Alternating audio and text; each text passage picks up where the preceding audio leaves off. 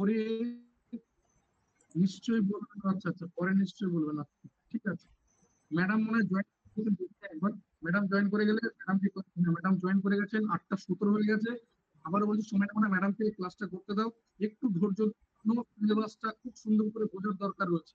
ঠিক আছে, কারণ তুমি যে রাস্তাটা হাঁটতে যাচ্ছ, সেই রাস্তাটা যদি না জানো ভালো করে, তাহলে খুব সমস্যা হয়ে যায়। ম্যাডামকে একটু কোঅপারেট করো, অপ্রয়োজনে মেসেজ করো না কমেন্ট বক্সে, তাহলে সবারই অসুবিধা হবে। ম্যাডামের ক্লাস যেখানে শেষ হবে আমি আবারও আসবো। তারপর যদি তোমরা আমাকে পারমিশন দাও, আমি 15 মিনিট কথা বলবো।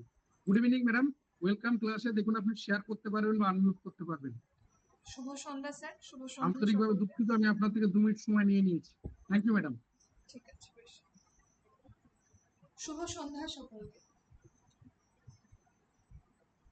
আমরা ইতিমধ্যে একটা নোটিফিকেশন পেয়েছি যে মোটামুটি টেন্টেটিভলি ধরা যেতে পারে যে সেপ্টেম্বর মাসে একটা এসএলএসটি হতে চলেছে। এবং তথাকথিত ভাবে যদি আমরা বলি, তাহলে সেই 2016-র পর আবার 2025, অর্থাৎ প্রায় 10টা বছর। কিন্তু আমরা যদি একটু ট্যাকটিক্যালি ভাবি, তাহলে 2016টাও কিন্তু প্রাসঙ্গিক হচ্ছে না, অর্থাৎ পুরো প্যানেলটাই যেহেতু বাতিল হয়েছে। আমাদের সামনে একটা হিউজ ভ্যাকান্সি আছে, এবং অনেক জায়গায় আমি শুনছি বা অনেকে বলছে বা অনেক ইউটিউব চ্যানেলে বলছে বা অনেক টিচাররাও বলছে যে আজ পর্যন্ত এসএসসি নাকি এত ভ্যাকান্সি মানে নিয়ে কখনো পরীক্ষা নেয়নি। ঠিক, সহমত আমরা, আমিও সহমত। কিন্তু এটাও ঠিক, আজ পর্যন্ত এসএসসি কখনো 15-20 বছর পর পরীক্ষা নেয়নি। অর্থাৎ আমাদের সামনে ঠিক যতটা বড় ভ্যাকান্সি, আমাদের সামনে প্রায় ততটা বড় কিন্তু কম্পিটিশন। তাই ওই দুর্গাপুজোয় প্যান্ডেল দেখতে যাব বা বাড়ি সবাই যাচ্ছে বলে আমিও চলো পায়ে পা মিলিয়ে প্যান্ডেল দেখতে গেলাম, বা দীঘাতে সবাই ঘুরতে যাচ্ছে বলে আমিও গরমের ছুটিতে একটু ঘুরে আসলাম। এই গতানুগতিকতা থেকে আমাদেরকে যদি একটু সরে আমরা আসি, বা আমাদের একটু সরতে হবে কেন, কারণ বিষয়টাকে আমাদের একটু সিরিয়াসলি নিতে হবে। হাতে কিন্তু সব এদিক সেদিক করে 3টে মাস আমরা সময় পাচ্ছি, এবং এই 3টে মাস যদি আমরা ঠিকঠাক ভাবে ইউটিলাইজ করতে পারি, অর্থাৎ আমরা যদি ঠিকঠাক ভাবে কাজে লাগাতে পারি আমাদের স্বপ্নের জন্য, আমাদের কি বলবো, মেয়েদের ক্ষেত্রে বলবো নারী স্বাধীনতার জন্য, ঠিক আছে, এবং ছেলেদের ক্ষেত্রে বলবো যে নিজের সংসারকে, নিজের বাবা মাকে এবং সর্বোপরি নিজের পায়ে দাঁড়ানোর জন্য নিজের সবটুকু দিয়ে, ঠিক জামা কাপড় নিংড়াই যেমন একদম শেষ পর্যন্ত জল নিংড়ে তারপর আমরা মেলে দিই, মেয়েরা খুব ভালো রিলেট করতে পারবে বিষয়টা, যেহেতু আমিও একটা মেয়ে।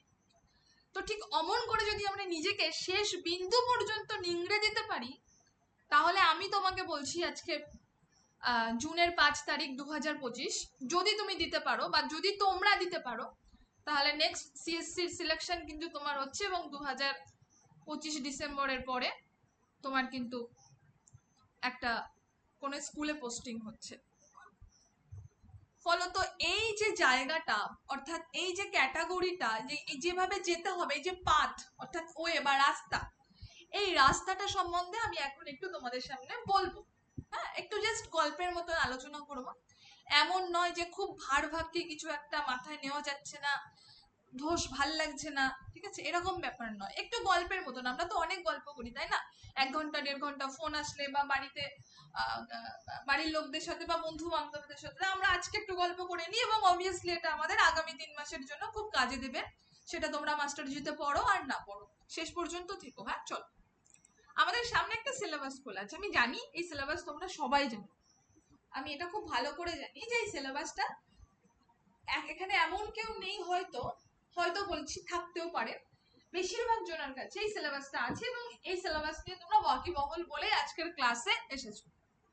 তা সিলেবাসটা আমি জাস্ট ফর ফরমালি একটু ডিসকাস করে দিই, কারণ তোমাদের মানে কাছে সিলেবাসটা আছে আমি জানি, কিন্তু তারপরেও আমার সিলেবাস সম্বন্ধে 2-4টে কথা বলার, যেগুলো হয়তো তোমাদের নতুন ভাবে ভাবতে সাহায্য করবে। আমি জানি তোমরা জানো, জাস্ট আমি তোমাদের জানার সঙ্গে কিছু সংযোজন করতে চাই। ফার্স্ট আমরা দেখতে পাচ্ছি যে পাঠ্যপুস্তক নির্ভর প্রশ্ন। অর্থাৎ আমাদের টোটাল যে প্রশ্ন সংখ্যা থাকবে 60খানা, সেই 60খানা প্রশ্নকে কিন্তু ওরা ভাগ করবে। যদি আমি আজকে 9-10টা দেখাচ্ছি, আগামীকাল আমি 11-12টা দেখাবো। আমরা এটাকে দেখো 1 2 3 4 5 টোটাল 5টা ভাগে কিন্তু সিলেবাসটাকে ভাগ করা হয়েছে। আমি বলছি এবং পরীক্ষার হলে গিয়ে একটু মিলিয়ে নিও।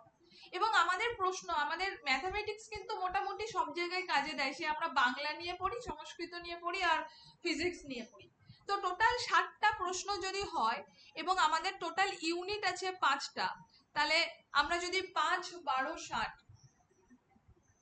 মোটামুটি 12টা করে প্রশ্ন ইচ অ্যান্ড এভরি ইউনিটে কিন্তু থাকার কথা, থাকার কথা। এইবার এখানে আমার কিছু কথা বলার আছে।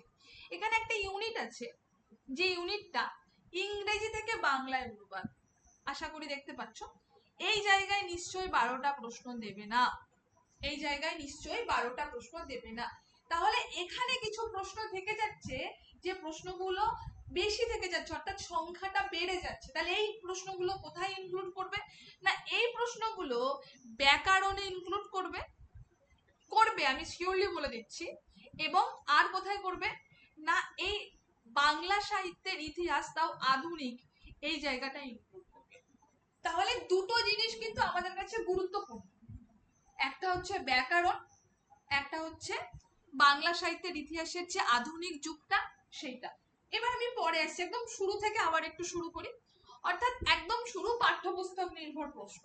দেখো, পশ্চিমবঙ্গ মধ্যশিক্ষা পর্ষদ প্রকাশিত আমাদের যে সাহিত্য সঞ্চয়ন বইটা আছে, ক্লাস 9 ক্লাস 10 এর পাঠ্য এটা।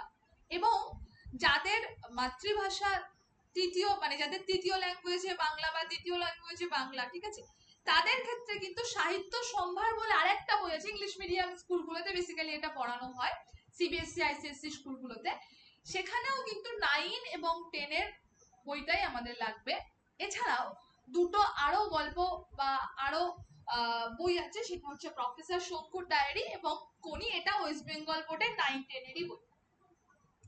এখন তোমাদের কাছে আমার একটা সাজেশন, জাস্ট নিজের বোন বা দিদির মতন করে নিতে পারো, যে খুব তাড়াতাড়ি যাদের কাছে বই আছে ওয়েল অ্যান্ড গুড, যাদের কাছে এই বইগুলো এখনো জোগাড় করা হয়নি, ভাবছো যে তোমরা পরীক্ষাটা দেবে এসএসসি, ভাবনা চিন্তা পরে হবে, জাস্ট অ্যাক্টিভিটি করো, অর্থাৎ কাজ করো। ভাববে কম, কাজ করবে বেশি, অন্তত এই 3টে মাস ইমিডিয়েট তুমি আশেপাশে খোঁজ নাও, বা একটা কোনো চেনা জানা স্কুল থাকলে স্কুলে যাও, গিয়ে বলো ক্লাস 9-10 এর সাহিত্য সঞ্চয়ন বইটা এবং প্রফেসর শঙ্কুর ডায়েরি আর কোনিটা লাগবে। সাহিত্য সম্ভার চাইবে না কেন? কারণ সাহিত্য সম্ভার এই স্কুলগুলোতে পাওয়া যায় না, এটা কলেজ স্ট্রিট গেলে কিনতে পাওয়া যায়। তো এই যে সাহিত্য সঞ্চয়ন বইটা, এবার দেখা গেল অনেকে বলতে পারে যে আমি চেয়েছিলাম দিচ্ছে না, আমি স্কুলে গিয়েছিলাম পাচ্ছি না, আমি কিছুটাই কালেক্ট করতে পারছি না। তাদেরকে আমি একটা কথা বলবো, আমাদের ওয়েস্ট বেঙ্গল গভর্নমেন্টের বাংলার শিক্ষা .com বলে একটা ওয়েবসাইট আছে। কি আছে? বাংলার শিক্ষা .com বলে একটা ওয়েবসাইট আছে, যেখানে গেলে আমাদের স্কুল এডুকেশন, সেটা মাধ্যমিক উচ্চ মাধ্যমিক হোক বা ক্লাস 5 থেকে শুরু করে ক্লাস 12 পর্যন্ত, এই যে গোটা তোমার ক্লাসগুলো আছে, প্রত্যেকটা ক্লাসের যে বইগুলো সরকার থেকে প্রোভাইড করে স্কুলে, কোনো আলাদা বই যেগুলো কিনতে হয় সেগুলো কিন্তু পাবে না, যে বইগুলো সরকারি বই, সেই বইগুলোর সব কটা পিডিএফ ওখানে পেয়ে যাবে, সব কটা, ইচ অ্যান্ড এভরি ওয়ান, মানে সমস্ত কিছু। এরপরে আমি বলবো, এবার পিডিএফ গুলো নিয়ে আমি কি করবো? মোবাইলে পড়তে বলবো না, পিডিএফ গুলো নিয়ে কোনো একটা দোকানে চলে যাবে, ইমিডিয়েট করতে হবে কিন্তু কাজগুলো, এবং সেটাকে স্পাইরাল বাইন্ডিং করে নিয়ে চলে আসো। কারোর হাতে পায়ে ধরা রিকোয়েস্ট করার দরকার নেই। যদি সোজা পথে কেউ দেয় যে দিবি ভাই বা দিবি বোন বা দেবে, ঠিক আছে, ব্যাস। যদি দিল দিল, না দিল না দিল, তো লোকের হাত ধরার দরকার নেই, পায়ে হাতে ধরার দরকার নেই, জাস্ট বইটা ডাউনলোড করবে, যাবে, প্রিন্ট আউট করে নিয়ে চলে আসবে। এইবার বলছি এখানে প্রশ্ন কেমন আসে। দেখো, এখানে বিভিন্ন রকমের প্রশ্ন আসে। যেমন ধরো লেখকের উপর প্রশ্ন আসে। এখন ধরো তুমি, সেটা রবীন্দ্রনাথ ঠাকুর হতে পারে, তোমার, বা আমাদের কাজী নজরুল ইসলাম হতে পারে, শিকার কবিতার জীবনানন্দ দাশ হতে পারে, বা শঙ্খ ঘোষ হতে পারে, যেই হোক না কেন, তাদের যে লেখক পরিচিতি সেটা কিন্তু খুব ইন ডিটেলস পড়তে হবে।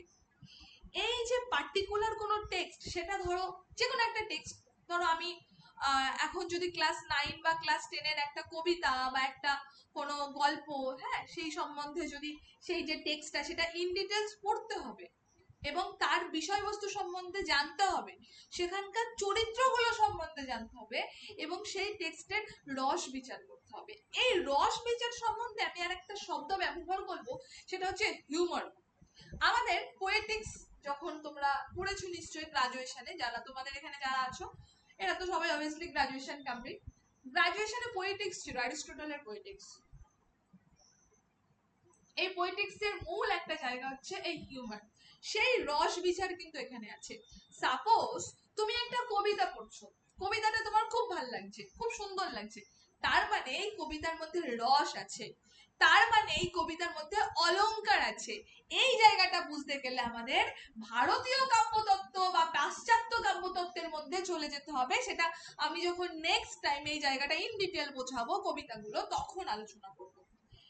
এটা আমাদের একটু পড়তে হবে। একটা দুটো প্রশ্ন আসলেও কিন্তু রসবিচার থেকে আসবে, কিন্তু বেসিক প্রশ্ন যেটা আসবে, বেসিক্যালি অর্থাৎ বেশিরভাগ প্রশ্ন যেটা আসবে সেটা হচ্ছে বিষয়বস্তু, চরিত্র এবং লেখক পরিচয় থেকে যেমন অল্প প্রশ্ন আসবে, রসবিচার থেকেও তেমনই অল্প প্রশ্ন আসবে। বিষয়বস্তু এবং চরিত্র এই দুটো নিয়ে কিন্তু আমাদের একটু বেশি করে ওয়াকিবহুল হতে হবে। নেক্সট আমরা চলে আসছি বিভিন্ন উদ্ধৃত অংশের ভিত্তিতে বিশেষ টিকা বা ব্যাখ্যা কিংবা ভাষা নির্ভর প্রশ্ন, ঠিক আছে, অর্থাৎ একটু গ্রামাটিক্যালি বিভিন্ন প্রশ্নগুলো কিন্তু আমাদের দেখে রাখতে হবে। এবার চলে আসছে সাহিত্যের ইতিহাস। দেখো, আমরা এখানে যারা আছি, আমরা সেই ক্লাস 9-10 থেকে কিন্তু সাহিত্যের ইতিহাস পড়ছি। সাহিত্যের ইতিহাস আমাদের এখানে যারা তোমরা যারা আছো, আমি ধরেই নিচ্ছি তোমরা সকলের সাবজেক্ট বাংলা, এবং এটাও ধরছি যেহেতু তোমাদের সকলের সাবজেক্ট বাংলা, সেহেতু ক্লাস 9 থেকে শুরু করে এখনো পর্যন্ত তোমরা সাহিত্যের ইতিহাস আওড়ে যাচ্ছ। আমি নিজেও সাহিত্যের ইতিহাস আওড়ে যাচ্ছি, কিন্তু তারপরেও এই সাহিত্যের ইতিহাস থেকে কিন্তু আমাদের সব থেকে বেশি প্রশ্ন ভুল হয়। তাহলে আমাদের কি করণীয়? না, আমাদের একটু গ্রাফিক্যালি পড়তে হবে। কেমন? আজকে আমি দেখাবো। গ্রাফিক্যালি মানে ধরো একটু বক্স করে করে, একটু এঁকে এঁকে, একটু ডায়াগ্রাম করে পড়তে হবে। আজকে আমি পড়াবো, দেখাবো। তো এরম করে যদি আমরা সাহিত্যের ইতিহাসটাকে ভাবি বা পড়ি, এরম করে যদি আমরা সালগুলো মনে রাখি, এরম করে যদি আমরা গ্রন্থগুলোকে মনে রাখি, এরম করে যদি আমরা কবিগুলোকে মনে রাখি, তাহলে বোধহয় আমাদের আর ভোলার প্রবণতাটা থাকে না। বলে রাখি, এটা কিন্তু সেই গ্রাজুয়েশনের মতো নোটস মুখস্থ করার পরীক্ষা নয়, এটা কিন্তু এমসিকিউ বেসড প্রশ্ন, মানে পরীক্ষা বা এমসিকিউ বেসড প্রশ্ন হবে। অর্থাৎ তোমার কনসেপ্ট কতটা ক্লিয়ার, তুমি কতটা জানো, এইটা কিন্তু তোমার থেকে যাচাই করা হবে। তুমি কতটা মুখস্থ করে লিখতে পারো, তুমি কতটা মুখস্থ করে বলতে পারো, এইটা কিন্তু তোমাদের থেকে যাচাই করা হবে না। এই বিষয়টা মাথার মধ্যে ভালো করে ঢুকিয়ে নাও। আমাদের বাংলা সাবজেক্টের ছেলে মেয়েদের মুখস্থ করাটা একটা কি বলবো, সেই প্রবণতা হয়ে দাঁড়িয়েছে। তার একটা যথেষ্ট কারণ আছে। আমরা যখন ক্লাস পড়েছি, মানে আমিও যখন তোর স্কুলে পড়েছি বা গ্রাজুয়েশনে কোনো স্যারের কাছে পড়েছি, তারাই আমাদের এই রুটটাকে না কেটে কেটে নষ্ট করে দিয়েছে, শিকড়টাকে। কেমন করে? না, আমাদের ছোটবেলায় আমি যে স্কুলে পড়তাম, সেই স্কুলে বলতো হয় যে এখান থেকে ওরম করে সহায়িকা থেকে নোট বানিয়ে নিয়ে আসবে। আমরাও সহায়িকা থেকে নোট বানিয়ে, কোনোদিন কেউ বলেনি কনসেপ্ট ক্লিয়ার করো, বিষয়বস্তু ক্লিয়ার করো। যেখানে গ্রাজুয়েশনে পড়তাম, সে তো নাম করা মস্ত প্রফেসর, তিনি বলতেন যে দাড়ি কমা পূর্ণচ্ছেদ ধরে মুখস্থ করতে হবে, তবেই নাম্বার, নচেত কোনো নাম্বার নয়। যথারীতি স্যার বলেছে দাড়ি কমা পূর্ণচ্ছেদ ধরে মুখস্থ করেছি, ব্যাস। হ্যাঁ, নাম্বার পেয়েছি, সার্টিফিকেট ভর্তি নাম্বার আছে, কিন্তু অনেকটা ক্ষতি হয়ে গেছে জীবনে। তো তাই বলছি, ওই নাম্বারটা কিন্তু আমরা থুয়ে এসেছি পিছনে। এখন কিন্তু আর আমাদের নাম্বার দিয়ে কাজ হবে না। এখন আমাদের দরকার তুমি কতটা মনে রাখতে পারছো, কতটা কনসেপ্ট ক্লিয়ার করতে পারছো। যদি মুখস্থ করতে হয় তাহলে পরীক্ষার হলে গিয়ে ওইটার পরে কি হবে জানো, ওইটার পরে কি হবে জানো, আমরা সেই ছোটবেলায় যেমন নোট লেখার সময় করতাম, ওইটা কিন্তু হবে। আর এটা কিন্তু চাকরির পরীক্ষা, মনে রেখো, এটা কিন্তু কোনো ক্লাস টেস্ট কিংবা ক্লাসে ওটা পরীক্ষা নয়। এবার চলে আসছি আমরা প্রাচীন ও মধ্যযুগ নিয়ে। দেখো, আজকে আমি তোমাদের প্রাচীন ও মধ্যযুগটা জাস্ট একটু শুরু করব, একটু জাস্ট পড়াবো। এই প্রাচীন ও মধ্যযুগ নিয়ে কথা বলতে গেলে সবার প্রথম যার কথা আসে বা যে গ্রন্থের কথা আসে, সেটা হচ্ছে চর্যাপদ। এই চর্যাপদ সম্বন্ধে তোমরা সবাই বোধহয় অল্প বিস্তর জানো। সবাই এখানে এমন কেউ নেই যে চর্যাপদ সম্বন্ধে জানো না। চর্যাপদ আবিষ্কার করেছেন কে? না হরপ্রসাদ শাস্ত্রী। কোথা থেকে আবিষ্কার করেছেন? না নেপাল থেকে আবিষ্কার করেছেন। তাহলে কি এমন প্রশ্ন আসবে চর্যাপদ কে আবিষ্কার করেছেন, চর্যাপদ কোথা থেকে আবিষ্কার হয়েছে? না। কেমন প্রশ্ন আসবে? হরপ্রসাদ শাস্ত্রী কতবার নেপালে যাওয়ার পর চর্যাপদটা আবিষ্কার করেছেন, বা হরপ্রসাদ শাস্ত্রী কততম বার নেপালে গিয়ে চর্যাপদটা আবিষ্কার করেছেন। হরপ্রসাদ শাস্ত্রী চর্যাপদটাকে কি নাম দিয়েছেন? সুকুমার সেন চর্যাপদের নাম কি দিয়েছেন? বিদুশেখর শাস্ত্রী চর্যাপদের নাম কে দিয়েছেন? চর্যাপদের অন্যান্য যে অনুবাদগুলো রয়েছে সেই অনুবাদগুলোর নাম কি, বা কে কে অনুবাদ করেছেন? একটু ডিটেলে যাও। চর্যাপদের মধ্যে সাধন চক্র, অনেক মানে অনেক এই টপিক গুলো রয়েছে, সেইগুলো কাকে বলা হচ্ছে? আনন্দ চক্র কাকে বলা হচ্ছে? চর্যাপদের মধ্যে ইরা পিঙ্গলা বলতে কি বোঝানো হচ্ছে? এই জায়গায় আমাদের একটু দাঁড়াতে হবে। চর্যাপদের বাঙালি কবিকে হুসুকুপা, এই জায়গায় আমাদের দাঁড়াতে হবে। আমাদের দাঁড়াতে হবে কোথায়? টোটাল কতজন পদকর্তা চর্যাপদ রচনা করেছেন, তার মধ্যে কোন পদকর্তা সব থেকে বেশি চর্যাপদ রচনা করেছেন, কোন কোন পদকর্তার চর্যাপদকে পরবর্তীকালে সংযোজন করা হয়েছিল, প্রথমে সংযোজন করা হয়নি। নেক্সট চলে আসছি আমরা শ্রীকৃষ্ণ কীর্তন কাব্যে। এটা চর্যাপদের থেকে আরেকটু পরে, অর্থাৎ চর্যাপদের যে ভাষা সেটাকে বেসিক্যালি সাহিত্যিকরা আলোয়াধারী ভাষা বলেছে। কেন? তোমরা নিশ্চয়ই চর্যাপদ পড়েছো, তোমরা খুব ভালো করে জানো যে চর্যাপদের ভাষা তাল কিনারা খুঁজে পাওয়া যায় না। কি যে বলছে, ওর বঙ্গানুবাদ না পড়লে আমরা বুঝতেই পারছি না যে কি বলছে। কা আ তরু বড় ওই পঞ্চবিডাল, কা আ তরু বড় পঞ্চবিডাল বলতে কি বোঝানো হচ্ছে? এটা কি এত বাংলা ভাষা? এখানে আমার প্রশ্ন আছে, চর্যাপদের ভাষাটা কোথা থেকে আসছে? কেউ বলছে মৈথিলি, কেউ বলছে হিন্দি, কেউ বলছে আরে না বাংলা। উড়িষ্যা থেকে লোক এসে বলছে আরে ধুস কি যে বলো, চর্যাপদের ভাষা উড়িয়া। আসাম থেকে এসে বলছে আরে এর মধ্যে অসমিয়া শব্দ রয়েছে, চর্যাপদের ভাষা অসমিয়া। অর্থাৎ চর্যাপদের ভাষা নিয়েও কিন্তু যথেষ্ট মত পার্থক্য বা মতবিরোধ রয়েছে। এবং এই যে আলোয়াধারী ভাষা চর্যাপদ, সেখান থেকে শ্রীকৃষ্ণ কীর্তন কাব্যটা একটু উন্নত। কেন উন্নত? শ্রীকৃষ্ণ কীর্তন কাব্যের ভাষা চর্যাপদের তুলনায় একটু সাবলীল বা সহজ। তুমি একটা শ্রীকৃষ্ণ কীর্তন কাব্যের 4টে লাইন পড়লে বুঝতে পারবে এখানে কি বলা হচ্ছে। শ্রীকৃষ্ণ কীর্তন কাব্য কার লেখা? অবভিয়াসলি বড়ুচণ্ডী দাস। এখন এই বড়ুচণ্ডী দাস নিয়ে আর বৈষ্ণব পদাবলী চণ্ডীদাস নিয়ে বেঁধে গেল এক মস্ত বড় সমস্যা। কি সমস্যা? আরে বাংলা সাহিত্যের ইতিহাসে তাকে আবার বলে চণ্ডীদাস সমস্যা। তো এমন ভাবেই কিন্তু মোটামুটি আমাদের আস্তে আস্তে এবার চলে আসছি আমরা কোথায়? ও তার মধ্যে শ্রীকৃষ্ণ কীর্তন কাব্যে এবার শুরু হচ্ছে। কেমন ধরনের প্রশ্ন আসছে? না কোথা থেকে আবিষ্কার করা হয়েছে, কে আবিষ্কার করেছে, মোটামুটি এর পাঠ চুকে গেছে। অন্তত 2025-এর পরীক্ষার জন্য এরকম প্রশ্ন আসবে না, সেটা তোমরা খাতাতে লিখে রাখো। তাহলে কেমন ধরনের প্রশ্ন আসবে? না শ্রীকৃষ্ণ কীর্তন কাব্যটা প্রথম কার সম্পাদনায় প্রকাশিত হয়েছিল? শ্রীকৃষ্ণ কীর্তন কাব্যের কত নম্বর পৃষ্ঠা পাওয়া যায়নি? শ্রীকৃষ্ণ কীর্তন কাব্যে কতগুলো সংস্কৃত শ্লোক আছে? শ্রীকৃষ্ণ কীর্তন কাব্যে কৃষ্ণের বাঁশি কে লুকিয়ে রেখেছিল? রাধা। শ্রীকৃষ্ণ কীর্তন কাব্যে কৃষ্ণের বাঁশিটা কে উপহার দিয়েছিল? শ্রীকৃষ্ণ কীর্তন কাব্যে তোমার কংসকে দমন করার জন্য দেবতারা মিলে কোথায় সভা পেতেছিল? এইগুলো জানার জন্য কি করতে হবে?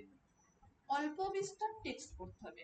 কিন্তু আমাদের হাতে কি সময় আছে টেক্সট পড়ার? না নেই, আমাদের হাতে টেক্সট পড়ার সময় নেই। তাহলে আমরা কি করব? না বাজারে প্রচুর রেফারেন্স বই রয়েছে, বাজার এসএলএসটি বইতে ছেয়ে গেছে, ওখান থেকে বই কিনে এনে নোট মুখস্থ করে নেব বা নোট পড়ে নেব।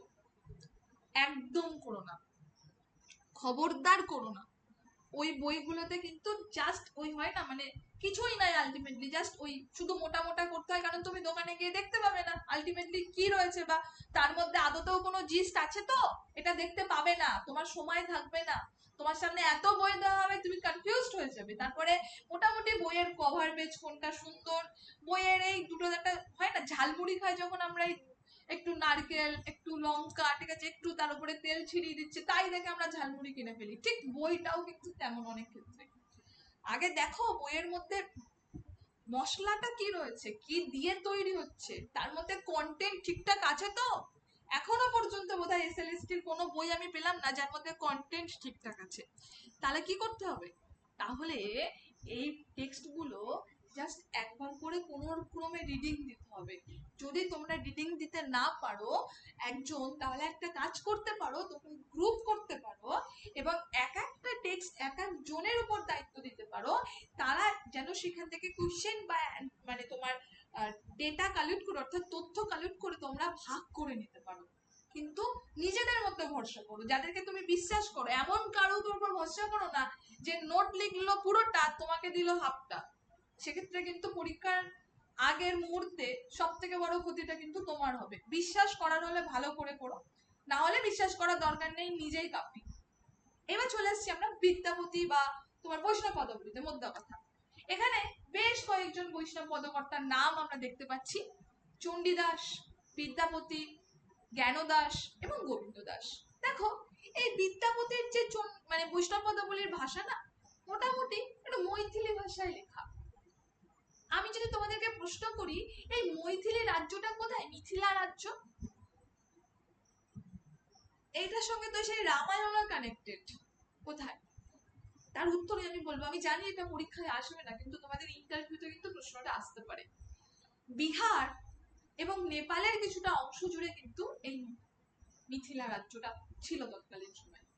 এবং সেই বিদ্যাপতি সেই বিহারের লোক এবং সেই মৈথিলি ভাষায় লিখেছেন। সেই জন্য বিদ্যাপতির যে বৈষ্ণব পদাবলীর জন্য বিদ্যাপতিকে বলা হয় মৈথিলি কোকিল।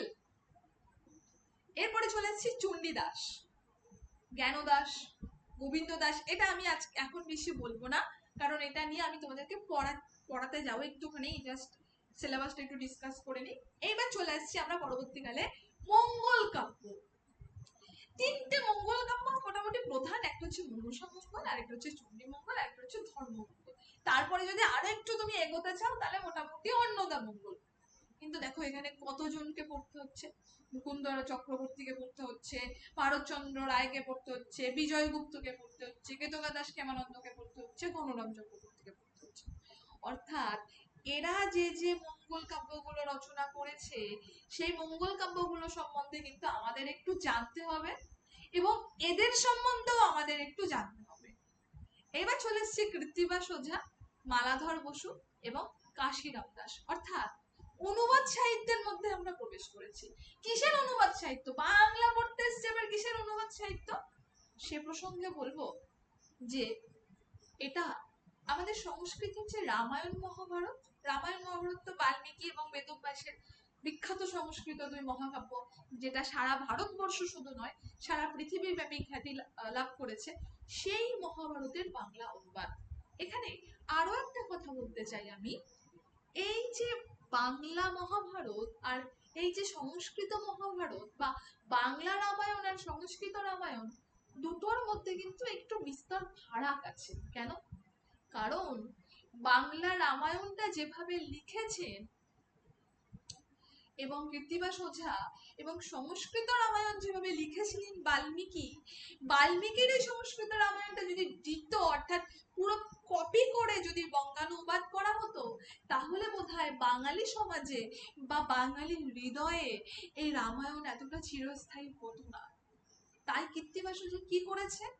কৃত্তিবাস ওঝা নিজের মতন করে, বলা ভালো বাঙালির হৃদয়ের মতন করে, বাঙালি সংস্কৃতির মতন করে, বাঙালির দিন যাপনের মতন করে, বাঙালির জীবন যাপনের মতন করে রামায়ণটা রচনা করেছে। এইবার চলে আসছি মালাধর বসু এবং কাশিরাম দাস। আমরা সবাই জানি কাশিরাম দাসের কথা। কাশিরাম দাস মহাভারত রচনা করেছেন এবং তোমার তার আগে তোমার বেদব্যাসের যে মহাভারত সেটা, এবং কাশিরাম দাস এখানে রয়েছে বটে, কাশিরাম দাসের বাইরেও আরো অনেকে মহাভারত রচনা করেছে। ঠিক আছে, যাই হোক, সেটা আমরা যখন এখানে পড়বো তখন আমরা আসবো। এবার চলে আসছি চৈতন্য জীবনী কাব্যে। দুজনের আছে, একটা হচ্ছে চৈতন্য ভাগবতের রচয়িতা আর একটা হচ্ছে চৈতন্য চরিতামৃতের রচয়িতা। একজন বৃন্দাবন দাস আর একজন কৃষ্ণদাস কবিরাজ। তো এই যে চৈতন্য চরিতামৃত, চৈতন্য চরিতামৃত কি টেক্সট পড়তে হবে আমাদের? না, টেক্সট পড়তে হবে না। কিন্তু টেক্সটটা সম্বন্ধে একটু জানতে হবে, একটু জিস্ট জানতে হবে, এবং সেই সঙ্গে বৃন্দাবন দাস এবং কৃষ্ণদাস কবিরাজ সম্বন্ধে কিন্তু আমাদের একটু আইডিয়া বা একটু নলেজ রাখতে হবে। এবার চলে আসছে আলাউল ও দৌলত কাজী। দেখো, মুসলিম সাহিত্য মধ্যে যদি কিছু পড়ে তাহলে আপাতত এই দুটো আমরা এসএলএসটি তে দেখতে পাচ্ছি, আমরা জানবো। এবার চলেছে শাক্ত পদাবলী। এখান থেকে কিন্তু ক্রম আসতে পারে, জানো তো? কিসের ক্রম? এই যে পরপর দেখতে পাচ্ছ, এটা কিন্তু প্রাচীন থেকে আস্তে আস্তে আস্তে আস্তে আস্তে আস্তে মধ্যযুগ পেরিয়ে পরপর পরপর পরপর আধুনিক যুগে ঢুকছে, পরপর সিকোয়েন্স দেওয়া আছে কিন্তু এখানে আপাতত যা দেখতে পাচ্ছি। তো এই যে রামপ্রসাদ সেন এবং কমলাকান্তের কিছু কিছু না, মোটামুটি যে কটা তোমার শাক্ত, বেশি শাক্ত পদাবলী নেই, খুব কমই। তোমাদের কাছে যদি বই না থাকে, তোমরা কলকাতা বিশ্ববিদ্যালয় প্রকাশিত বা কলকাতা বিশ্ববিদ্যালয় সম্পাদিত শাক্ত পদাবলীর বইটা কিনতে পারো। ঠিক তেমন ভাবে কলকাতা বিশ্ববিদ্যালয় সম্পাদিত বৈষ্ণব পদাবলীর বইটা কিনতে পারো, কারণ আপাতত যত বই এই পদাবলী দুটোর উপরে আমি দেখেছি, এই বই দুটোই আমার সব থেকে বেশি ভালো লেগেছে। তোমরা যদি বলো কিনবো না, দরকার নেই, শুধু প্রথম লাইন এবং শেষ লাইনটা পড়ে রাখলেই চলে যাবে। আপাতত রামপ্রসাদ সেন এবং কমলাকান্ত ভট্টাচার্যের পদাবলী, এবং এখানে বেশি মানে বেশি বেশি নেই, মোটামুটি এই 25টা এইদিকে আর ওইদিকে প্রায় ওই 30টার মতন আছে, বেশি নেই, 30টাও না, ওই 20টার মতন আছে, ঠিক আছে? মোটামুটি টোটাল 50টা পদাবলীর একটা করে লাইন মনে রাখলে তোমাদের মোটামুটি চলে যাবে পরীক্ষা পর্যন্ত। এইবার চলে আসছে আধুনিক যুগ, অর্থাৎ 20 শতক পর্যন্ত এখানে রয়েছে। এখানকার কি কি বিষয়গুলো আমাদের আলোচনা করতে হবে, বা কোন কোন বিষয়গুলো আমাদের পরীক্ষার জন্য পড়তে হবে? উল্লেখযোগ্য গ্রন্থ সম্পর্কে পরিচিতি এবং তাদের গুরুত্বপূর্ণ আলোচনা সেগুলো কিন্তু আমাদের করতে হবে। আমাদের গদ্য প্রবন্ধের বা গদ্য সাহিত্যের মধ্যে কি কি রয়েছে? বিদ্যাসাগর রয়েছে, বঙ্কিমচন্দ্র চট্টোপাধ্যায়, রবীন্দ্রনাথ ঠাকুর, প্রমথ চৌধুরী, সুনীতি কুমার চট্টোপাধ্যায়, সৈয়দ মুস্তফা আলী, জগদীশ চন্দ্র বসু, বিনয় ঘোষ। প্রমথ চৌধুরী সম্বন্ধে একটা জাস্ট মন্তব্য করবো, খুব আনকমন না প্রমথ চৌধুরী গদ্য সাহিত্যের ক্ষেত্রে, বিশেষত লেখালেখির ক্ষেত্রে। মোটামুটি সংবাদপত্র হচ্ছে তোমার তোমার কি বলে ওটাকে, এডিটর হিসাবে, যেটাকে বাংলা মনে করছেন এডিটরে, তো সংবাদপত্রের এডিটর, তোমার সাময়িক পত্রের এডিটর হিসেবে প্রমথ চৌধুরীর নাম আমরা সবাই জানি। সবুজ পত্র প্রকাশ করতেন, সম্পাদক, সরি সবুজ পত্র, এডিটর বলছি আমি, যেটা বাংলা সম্পাদক। তো এই সবুজ পত্রের সম্পাদক ছিলেন কে না, প্রমথ চৌধুরী। তো ইনি আমার গদ্য সাহিত্যে বা প্রবন্ধ সাহিত্যে কি এমন কন্ট্রিবিউশন করেছেন যে এসএলএসটি, তারপর এরপরেও যদি তুমি জানতে চাও, নেটের সিলেবাসে প্রমথ চৌধুরীকে ঢুকিয়ে দিয়েছে। যখন প্রমথ চৌধুরী গদ্য লিখছেন, তখন গদ্য পড়তে গেলে দাঁত ভেঙে যেত এবং বারবার বারবার করে থামতে হতো। কেন থামতে হতো না, গদ্য সাহিত্যের কাঠিন্যতার জন্য বারবার থামতে হতো। এত কঠিন যে বারবার থামতে হচ্ছে। সেই জায়গা থেকে প্রমথ চৌধুরী গদ্য সাহিত্যকে মোটামুটি সাবলীল, সহজ সরল, চলিত বাংলা ভাষার মধ্যে কিন্তু নিয়ে যাওয়ার চেষ্টা করেছে। প্রমথ চৌধুরীর সঙ্গে ছিল কে? রবীন্দ্রনাথ। সেই জন্য কিন্তু প্রমথ চৌধুরী চেষ্টাটা করতে পেরেছিলেন, এবং প্রমথ চৌধুরীর মতামত বা লেখা গ্রহণযোগ্য হয়েছিল। বিদ্যাসাগরের লেখা সবাই জানো, পুরো সংস্কৃত ভাষা। বিদ্যাসাগরের পরে একদম চমকে দিয়ে চলে আসছে বঙ্কিমচন্দ্র চট্টোপাধ্যায়। বঙ্কিমচন্দ্রের লেখা মোটামুটি সাবলীল, বঙ্কিমচন্দ্রের গদ্য তোমরা সবাই বুঝতে পারবে, ঠিক আছে, খুবই সহজ সরল ভাষায় লেখা। কিন্তু বঙ্কিমচন্দ্রের যে চিন্তা ভাবনা ছিল, থিঙ্কিং প্রসেস, অর্থাৎ তার গদ্যের মধ্যে যে থিঙ্কিং প্রসেসটা ছিল, যে জিনিসটা ছিল, যে কাহিনীটা ছিল, সেইটা কিন্তু অনেক পুরানো। কেন? বঙ্কিমচন্দ্র কিন্তু কখনো বিধবা বিবাহকে সাপোর্ট করেনি। বঙ্কিমচন্দ্রের যত কটা উপন্যাস পড়বে তোমরা, প্রত্যেকটা উপন্যাসে দেখবে যে বিধবা বিবাহ করেই নায়কের সর্বনাশ হয়ে যাচ্ছে। প্রত্যেকটা, এইচ এন্ড এভরি, কমলাকান্তের দপ্তর থেকে শুরু করে তুমি এ পর্যন্ত চলে যাও, মানে বিধবার সঙ্গে সম্পর্কে লিপ্ত হয়ে নায়কের সর্বনাশ হয়ে যাচ্ছে, সেখান থেকে তুমি বৃষবিক্ষোভ পর্যন্ত চলে যাও, যেখানেই যাও না, মোটামুটি 99.99% লেখা কিন্তু বঙ্কিমবাবু এই কাজটা করে গেছে। নারী স্বাধীনতাকে কিন্তু গুরুত্ব দিতে চাননি, সতীদাহ প্রথাকে কিন্তু তিনি কি বয়কট করতে পারেননি, বিধবা বিবাহকে কিন্তু তিনি গ্রহণ করতে পারেননি। এবার এনার পরে চলে আসছে আমাদের বিশ্বকবি কবিগুরু রবীন্দ্রনাথ ঠাকুর। বঙ্কিমের এই ভাবধারণা থেকে কিন্তু রবীন্দ্রনাথ বেশ উন্নত। রবীন্দ্রনাথ যখন প্রথম লেখা শুরু করছে তখন থেকেই মোটামুটি বাংলা সাহিত্যে যে একটা উজ্জ্বল নক্ষত্র প্রকাশিত হবে তার হদিশ কিন্তু মোটামুটি সবাই পেয়ে গেছে। ইভেনচুয়াল কি বঙ্কিমচন্দ্র চট্টোপাধ্যায় নিজে। বলে রাখি বিভিন্ন জায়গায় মোটামুটি বিভিন্ন প্রবন্ধ প্রবন্ধ দেখো, আমি তো তখন তোমাদেরকে দেখা করেই বলছি, আমি তো তখন ছিলাম না, ফলত আমি জানি না, কিন্তু বিভিন্ন প্রবন্ধ বা রবীন্দ্রনাথের কিছু, বঙ্কিমচন্দ্র বলে রবীন্দ্রনাথের একটা প্রবন্ধ আছে, সেটা পড়লে বুঝতে পারবে রবীন্দ্রনাথ বঙ্কিমচন্দ্রকে ঠিক যেমন প্রশংসা করেছে ঠিক তেমন এটাও বলেছে বঙ্কিমবাবু রবীন্দ্রনাথের সঙ্গে ঠিক কেমন ব্যবহার ট্যাবহার করেছে। অর্থাৎ লেখালেখি করতো, তার বঙ্কিমবাবুর মধ্যে একটা অহংকার কাজ করতো, ডেপুটি ম্যাজিস্ট্রেট ছিলেন না। এবার রবীন্দ্রনাথ কিভাবে গদ্য সাহিত্যকে উন্নত করেছে আমরা তো সকলেই জানি। রবীন্দ্রনাথ সর্বপ্রকার ভাবে গদ্য সাহিত্যকে উন্নত করেছে সব দিক থেকে। সে তার সাধু গদ্যে যেমন সাবলীল ভাবে লিখেছে, চলিত গদ্যে তেমন ভাবে লিখেছে, আঞ্চলিক ভাষা তেমন ভাবে ব্যবহার করেছে, সবকিছু রবীন্দ্রনাথ ঠাকুর কিন্তু করেছে। রবীন্দ্রনাথ ঠাকুরের ছত্র ছায়ায় গদ্য সাহিত্য নিয়ে আস্তে আস্তে আস্তে আস্তে প্রস্ফুটিত হচ্ছে কে? প্রমথ চৌধুরী। প্রমথ চৌধুরী গদ্য তো লিখতেন, অর্থাৎ তিনি প্রবন্ধ লিখতেন খুব করে, এর সঙ্গে সঙ্গে তার বেশ কিছু প্রবন্ধ আছে, যেমন ধরো বই পড়া আছে, ভারতচন্দ্র, এইগুলো আর কি। তো এই প্রমথ চৌধুরীর এই যে বিষয়টা, অর্থাৎ রবীন্দ্রনাথের ছত্রছায়ায় থেকে তিনি একটা মানে সাময়িক পত্র সম্পাদনার কাজ শুরু করলেন। কি সাময়িক পত্র? সবুজ পত্র। পরবর্তীকালে বুদ্ধদেব বসুর নাম বোধহয় তোমরা শুনেছো যেহেতু বাংলা সাহিত্য নিয়ে পড়ছো। তো এই বুদ্ধদেব বসুরা মন্তব্য করেছেন যে এটা প্রমথ চৌধুরীর নাম নিয়ে প্রকাশিত হচ্ছে মাত্র, আদতে পিছনে রয়েছে রবীন্দ্রনাথ ঠাকুর। কেন? কারণ ওই পত্রিকায় শুধু প্রমথ চৌধুরী আর রবীন্দ্রনাথ ঠাকুরের লেখাই বেশিরভাগ ছাপা হতো, তাদের আত্মপ্রকাশের জন্য পত্রিকাটা তো প্রকাশিত হয়েছিল।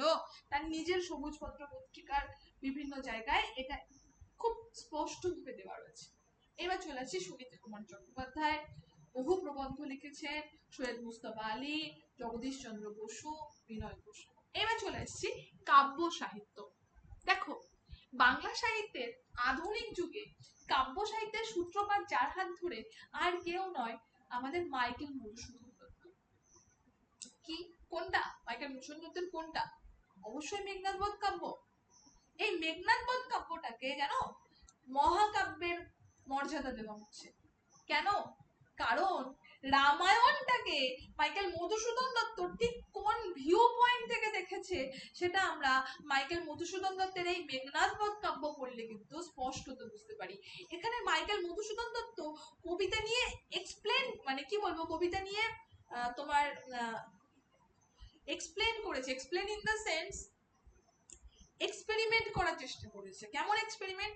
বিভিন্ন রকমের ছন্দ এখানে প্রয়োগ করেছে, অমিতাক্ষর ছন্দ ইত্যাদি ইত্যাদি, এবং এই ছন্দগুলো প্রয়োগ করে তিনি বোঝার চেষ্টা করেছে বাঙালির হৃদয়ে একটা অপরিচিত ছন্দের কবিতা বা কাব্য কতটা প্রভাব বিস্তার করে, এবং এই কাব্যটা বেরোনোর পর খুব একটা হয়তো মানুষ পড়েনি, কারণ ভাষাটা ছিল খুবই কঠিন এবং ছন্দটাও একদম অপরিচিত একটা ছন্দ, কিন্তু সাহিত্য জগতে কিন্তু কাব্যটা নাড়া দিয়েছে সকলকে, একদম নতুন একটা সৃষ্টি, একদম আলাদা রকমের। এবার চলে এসছে বিহারীলাল চক্রবর্তী। দুটো মানে কালজয়ী কাব্যগ্রন্থ, সাধের আসন আর সারদা মঙ্গল। তো এই বিহারীলাল চক্রবর্তী সারদা মঙ্গল বলো বা সাধের আসন বলো, এটা লেখার পিছনের ইতিহাস কি, কাদের অনুপ্রেরণায় লিখেছে, ঠাকুর বাড়ির সঙ্গে বিহারীলালের সম্পর্কটাই বা কি ছিল, আমাদের পড়তে হবে। রবীন্দ্রনাথ ঠাকুরকে নিয়ে তো আমার কিছু বলার নেই, বহু কাব্য লেখা, ঠিক আছে, সে পুনশ্চ থেকে শুরু করে বলাকা, নবজাতক, চিত্রা ইত্যাদি ইত্যাদি। এবার চলে আসছি নজরুল ইসলাম। দেখো, রবীন্দ্রনাথ ঠাকুর যখন কাব্য রচনা করছেন বা বাংলা কবিতার জগতে যখন রবীন্দ্রনাথ ঠাকুর রবীন্দ্রনাথের যে সূর্য বা উদয়মান হয়ে রয়েছে, উঠে রয়েছে, তখন বাংলা কবিতার জগতের অন্যান্য কবিরা ভাবছে আরে কি আছে, রবীন্দ্রনাথ লিখছে তো ওরম করে লিখে দেবো। তো এই রবীন্দ্রনাথ লিখছে তো, বা তোমার গুরুদেব লিখছে তো ওরম করে লিখে দেবো। অর্থাৎ রবীন্দ্রনাথের লেখাগুলো যখন তোমরা পড়বে বা আমরা যখন পড়ি, আমাদের মনে হয় না খুব সহজ সরল ভাবে লেখা। এই মানে একটা সাধারণের মধ্যে বা একটা সহজ সরল তোমার চলিত ভাষার মধ্যে কিন্তু একটা অসাধারণত্ব লুকিয়ে রয়েছে, যার ফলে তখন যারা যারা রবীন্দ্রনাথকে অনুকরণ করতে গেছে তারা কিন্তু কালের নিরিখে হারিয়ে গেছে। তার মধ্যে একজনের নাম না বললেই নয়, আমরা সবাই জানি সত্যেন্দ্রনাথ দত্ত। তৎকালীন সময়ের ইতিহাসটা যদি আমরা একটু ঘাঁটি, ইতিহাস বলতে ওই ইতিহাস না সম্রাট অশোক, তোমার তোমার আলেকজান্ডার ওই ইতিহাস নয়, কিন্তু চন্দ্রগুপ্ত মৌর্য ওই ইতিহাস নয়, বাংলা সাহিত্যের ইতিহাস। এই বাংলা সাহিত্যের ইতিহাসটা যদি আমরা একটু ঘাঁটি তাহলে পরিষ্কারভাবে দেখবে তৎকালীন সময়ে সত্যেন্দ্রনাথ দত্ত কিন্তু বেশ পপুলার ছিলেন। কেন? রবীন্দ্রনাথের কবিতার মধ্যে যা যা পাওয়া যায় প্রায় তাই সত্যেন্দ্রনাথের কবিতার মধ্যে পাওয়া যাচ্ছে। সবাই সত্যেন্দ্রনাথ নিয়ে নাচানাচি করছে, নাচানাচি ইন দ্য সেন্স সবাই খুব হয় না ব্রাভো ব্রাভো, অর্থাৎ সবাই খুব অ্যাপ্রিসিয়েট করছে। কিন্তু ওই যে বললাম অনুকরণ করেছে যারা তাদেরই সর্বনাশ হয়েছে। ওই যে কালের এক মানে আকাশে তো সূর্য হয় একটাই উঠবে, তারপরে যদি কিছু থাকে তাহলে বিভিন্ন অন্যান্য গ্রহ নক্ষত্র, অন্যান্য ধরো চন্দ্র একটাই থাকবে, সূর্য একটাই থাকবে, রবীন্দ্রনাথ একটাই থাকবে, দুটো রবীন্দ্রনাথ থাকতে পারে না। সেজন্য আজকে সত্যেন্দ্রনাথ দত্তের স্থান কোথায় না, কেবল একজন ছন্দরাজ হিসাবে কিন্তু সত্যেন্দ্রনাথ দত্ত রয়ে গেছে। আমরা যখন ছন্দ পড়ি, আমরা যখন কোনো কবিতা মানে কবিতার ছন্দকে আমরা বিশ্লেষণ করার চেষ্টা করি, তখন আমাদের সত্যেন্দ্রনাথ দত্তের কথা মনে পড়ে, তাছাড়া কিন্তু পড়ে না। তাহলে নজরুল কেন চলে আসলো? এই সময় কেউ উঠতে পারছে না, সবাই কোথাও একটা কালের গহীনে হারিয়ে যাচ্ছে। এই কালের গহীনটা কি না রবীন্দ্রনাথ ঠাকুর। তাহলে নজরুল ইসলাম কেন আসলো? নজরুল কি করে উঠলো? দেখো নজরুলের জীবনের যে স্ট্রাগল, নজরুল ইসলামের উপর দিয়ে যা যা গেছে সেইগুলো অন্য কোনো কবিদের উপর দিয়ে যায়নি, যার ফলে নজরুলের কলম দিয়ে বিদ্রোহী কবিতা বেরিয়েছে, যার ফলে নজরুলের কলম দিয়ে আমার কৈফিয়ত কবিতা বেরিয়েছে, যার ফলে একজন মুসলিম হওয়া সত্ত্বেও নজরুলের কলম দিয়ে সব্যসাচী কবিতা বেরিয়েছে। তাহলে নজরুল ইসলাম মাথা তুলে দাঁড়াবে না তো কি সত্যেন্দ্রনাথ দত্ত দাঁড়াবে? নজরুলের কবিতা ছিল অন্য ধারার, অন্য ঘরানার, সম্পূর্ণ অন্যরকম। তার জীবন দর্শন দিয়ে কিন্তু তিনি কবিতা লেখা শুরু করেছিলেন এবং তিনি জেলের মধ্যে বসে বসে কবিতা লিখতেন। এবার চলে আসছি যতীন্দ্রনাথ সেনগুপ্ত, বুদ্ধদেব বসু। একটুখানি আগে এই প্রসঙ্গটা তোমাদের তুললাম। বুদ্ধদেব বসু কল্লোল পত্রিকার সম্পাদক ছিলেন এবং বাংলা কবিতার জগতে যথেষ্ট প্রভাবশালী একজন মানুষ। জীবনানন্দ দাশ, যার কথা না বললেই নয়। একদম চোখের সামনের কোনো বিষয় নিয়ে, সেটা ঠ্যাং হতে পারে, সেটা তোমার চিল হতে পারে, ঠিক আছে, সেটা পাতিহাস হতে পারে, সেটা খড়খড়ে পাতা হতে পারে, সেটা আম কাঁঠাল জাম হতে পারে, এইগুলো নিয়েও যে কবিতা হতে পারে, এই শব্দগুলো যে কবিতার মধ্যে প্রবেশ করানো যেতে পারে, প্রথম কিন্তু সেই রাস্তা দেখিয়েছেন আমাদের জীবনানন্দ দাশ। প্রকৃতিকে জীবনানন্দ দাশের মতন চিত্রকল্পের সাহায্যে, অর্থাৎ চিত্রকল্প তোমরা জানো যে কবিতা পড়ে আমরা চোখের সামনে ছবির মতন কিছু দেখতে পাই, সেই চিত্রকল্পের সাহায্যে ফুটিয়ে বলতে হয়, এ পর্যন্ত অর্থাৎ জীবনানন্দ দাশ পর্যন্ত কেউ তুলে ধরেননি। এরপর চলে আসছে বিষ্ণুদেব, সুভাষ মুখোপাধ্যায় এবং শক্তি চট্টোপাধ্যায়। কথা সাহিত্য, কথা সাহিত্য শুরু হচ্ছে সেই বঙ্কিমচন্দ্র থেকে এবং তারপরে যথারীতি রবীন্দ্রনাথ ঠাকুর। আমি অলরেডি একবার গদ্য প্রবন্ধ সম্বন্ধে বলেছি, তাই এখানে আমি বেশি বলছি না। শরৎচন্দ্র চট্টোপাধ্যায় ভীষণ, অর্থাৎ শ্রীকান্ত থেকে শুরু করে দেবদাস, বেশ বড় বড় উপন্যাস কিন্তু তিনি রচনা করেছেন, ঠিক আছে। তিনি শরৎচন্দ্রের বেশ ছোট গল্প আছে যেগুলো কিন্তু আমাদের পড়তে হবে, কত সালে কোনটা রচিত হয়েছে আমাদের মনে রাখতে হবে। তারাশঙ্কর, মানিক বন্দ্যোপাধ্যায়, বিভূতিভূষণ বন্দ্যোপাধ্যায়, পরশুরাম, তারপরে বিভূতিভূষণ বন্দ্যোপাধ্যায়ের পথের পাঁচালী, ঠিক আছে, আমাদের মনে রাখতে হবে। অপু দুর্গার যে কেমিস্ট্রিটা, বা অপু, এই যে অপু আজকে বাইরের জগৎ সম্বন্ধে এত অ্যাডিক্টেড, এই যে তোমার বাউন্ডুলেপনা শিখলো কার কাছ থেকে? দুর্গার কাছ থেকে। দুর্গা অর্পিতা অপুকে তার জীবনের দীক্ষা দিয়ে নিজেই কিন্তু কোথায় মিলিয়ে গেলেন, কোন এক অসুখে মারা গেলেন। এটা কিন্তু বিভূতিভূষণ বন্দ্যোপাধ্যায়ের একটা কালজয়ী উপন্যাস। প্রশ্ন আসবেই আসবে, 100% শিওর। পরশুরাম, প্রেমেন্দ্র মিত্র, বনফুল, আশাপূর্ণা দেবী, মহর্ষিতা দেবী, লীলা মজুমদার, সতীনাথ ভাদুরী, সমরেশ বসু। এবার চলে এসেছি নাটক। একদম মধুসূদন দত্ত থেকে শুরু হচ্ছে, মধুসূদন দত্তের প্রহসন, পুরো শালিকের ঘাড়ে ঢোকে কি বলে সভ্যতা থেকে শুরু হচ্ছে, দীনবন্ধু মিত্রের নীল দর্পণ দর্পণ থেকে শুরু করে গিরিশচন্দ্র ঘোষ, দ্বিজেন্দ্রলাল রায় এবং রবীন্দ্রনাথ ঠাকুরের ধরো মুক্তধারা, তোমার অচলায়তন আছে।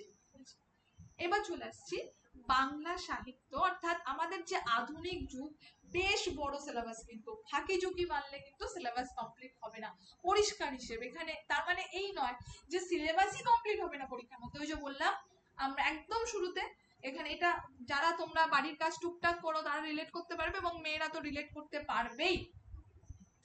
আমরা যখন জামা কাপড় মেলি, জামা কাপড়টা ধুয়ে যতক্ষণ জল থাকে ততক্ষণ আমরা নিংড়ে যাই জামা কাপড়টা। কেন? যাতে জামা কাপড়টা তাড়াতাড়ি শুকিয়ে যায়। আমরা যদি নিজেদেরকে ওই নিংড়ে দিতে পারি, আমাদের সিলেবাসের মধ্যে, আমাদের পড়াশোনার মধ্যে নিজেকে যদি নিমজ্জিত করতে পারি, আমি তোমাদেরকে বলছি 2026-এর জানুয়ারি মাসে তোমরা নতুন স্কুল জয়েন করছো, 100% শিওর। এবং সেটা কিন্তু কখনোই মাস্টারজি করে দেবে না, সেটা কিন্তু কখনোই আমি দীপানিতা ঘোষ করে দেবো না। আমরা কি করব? আমরা তোমাদেরকে গাইড করতে পারি, আমরা তোমাদেরকে বলতে পারি এইগুলো পড়ো, এখান থেকে পড়ো, এমন করে পড়ো। আমরা কিন্তু তোমাদের হয়ে পড়ে দেব না, আমরা কিন্তু তোমাদের হয়ে পরীক্ষা দিতে যাব না। বলতো আমি এখানে পড়াচ্ছি, মাস্টারজি কি বলবে আমি জানি না, আমি কারোর পাশের দায়িত্ব নিতে পারবো না। আমি তোমাদেরকে বলতে পারি 60টা প্রশ্নের মধ্যে 40টা, 45টা, 50টা প্রশ্ন কমন দেব। আমি তোমাদেরকে বলতে পারি 85% কমন দেব। আমি তোমাদেরকে বলতে পারি কোন জায়গা থেকে কোন জায়গা থেকে প্রশ্ন আসবে বলে দেব, কিন্তু আমি তোমাদের হয়ে পরীক্ষা দিতে পারবো না। ফলত আমি তোমাদের পাশের দায়িত্ব নিতে পারবো না। যদি তোমরা ওই জামা কাপড় নেংড়ানোর মতো নিজেদেরকে নিংড়ে দিতে পারো, এবং আমার এখানকার পুরো যারা অবভিয়াসলি পরবর্তীকালে যাদের সঙ্গে দেখা হবে, যারা পুরো কথা শুনে চলবে, আমি তোমাদের 2026-এর 1 জানুয়ারি থেকে তোমাদের নতুন স্কুল। তো এবার চলে আসছে বাংলা সাহিত্যের নতুন দিগন্ত। এখানে অনুবাদ অনুষঙ্গ রয়েছে। এটা মোটামুটি গ্রাজুয়েশন যারা ক্যালকাটা ইউনিভার্সিটি বা তোমার এই ওয়েস্ট বেঙ্গল স্টেট ইউনিভার্সিটি এই দিক থেকে যারা পড়াশোনা করেছো, তোমাদের এই জায়গাটা পরিচিত। গ্রাজুয়েশনে ছিল এই দুটো ইউনিভার্সিটি জানি, অন্যান্য ইউনিভার্সিটি আমি জানি না। ভারতীয় সাহিত্যের মধ্যে কারা রয়েছে? কালিদাস, শূদ্রক, কবির, ইকবাল, ভানুভক্ত, অমৃত প্রীতম, প্রেমচন্দ, বিজয় তলিন্দ্রা। এখানে না অত বেশি ইন ডিটেলস পড়ার দরকার নেই, ছোট্ট ছোট নোটস আমি দিয়ে দেবো, সেটা পড়লে আপাতত মানে সেটা পড়লে পরীক্ষা পর্যন্ত চলে যাবে, প্রশ্ন তেমন পেয়ে যাবে। তারপর যদি তোমার ইকবাল সম্বন্ধে জানতে ইচ্ছা হয় তুমি জানো, ঠিক আছে, আরো 2-4 মাস ধরে বসে বসে জানো ভানুগুপ্ত সম্বন্ধে, কিন্তু পরীক্ষার সময় এখানে বেশি টাইম ওয়েস্ট করা যাবে না, খুব স্ট্রাকচারাল ওয়েতে পড়তে হবে, খুব স্ট্রাকচারাল ওয়েতে। নেক্সট চলে আসছে আন্তর্জাতিক সাহিত্য। আন্তর্জাতিক সাহিত্যের মধ্যে শেক্সপিয়ার আছে, Tolstoy, Chekhov, Maupassant, Goethe, Neruda, হ্যাঁ তোমার গাব্রিয়েল, তারপরে তোমার Garcia Marquez, Langston, Hughes, Ernest Hemingway, T S. Eliot. এরা কিন্তু সব আন্তর্জাতিক সাহিত্যের মধ্যে রয়েছে। ইংরেজি থেকে বাংলায় বলবা, এ প্রসঙ্গে আমি দুটো কথা বলবো। আজকে 5ই জুন 2025, আজকে 5ই জুন 2025, আজকের তারিখে যদি এক সেকেন্ড দাঁড়াও তো,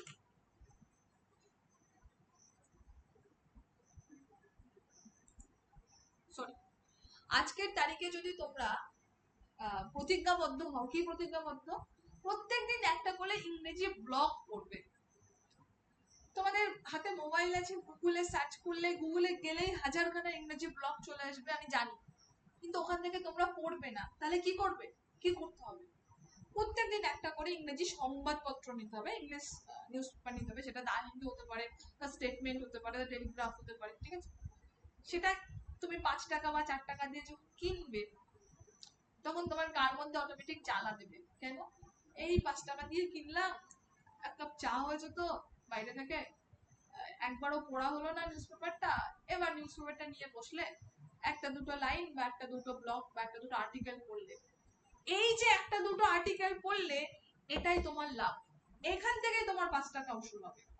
তো এরকম এখান প্রথম 10 দিন কিছু বুঝতে পারবে না কি পড়ছো, কিন্তু আস্তে আস্তে আস্তে আস্তে কিন্তু ক্ল্যারিটি আসবে, আস্তে আস্তে আস্তে আস্তে কিন্তু তুমি বুঝতে পারবে যে তুমি কি পড়ছো এই জায়গাটা।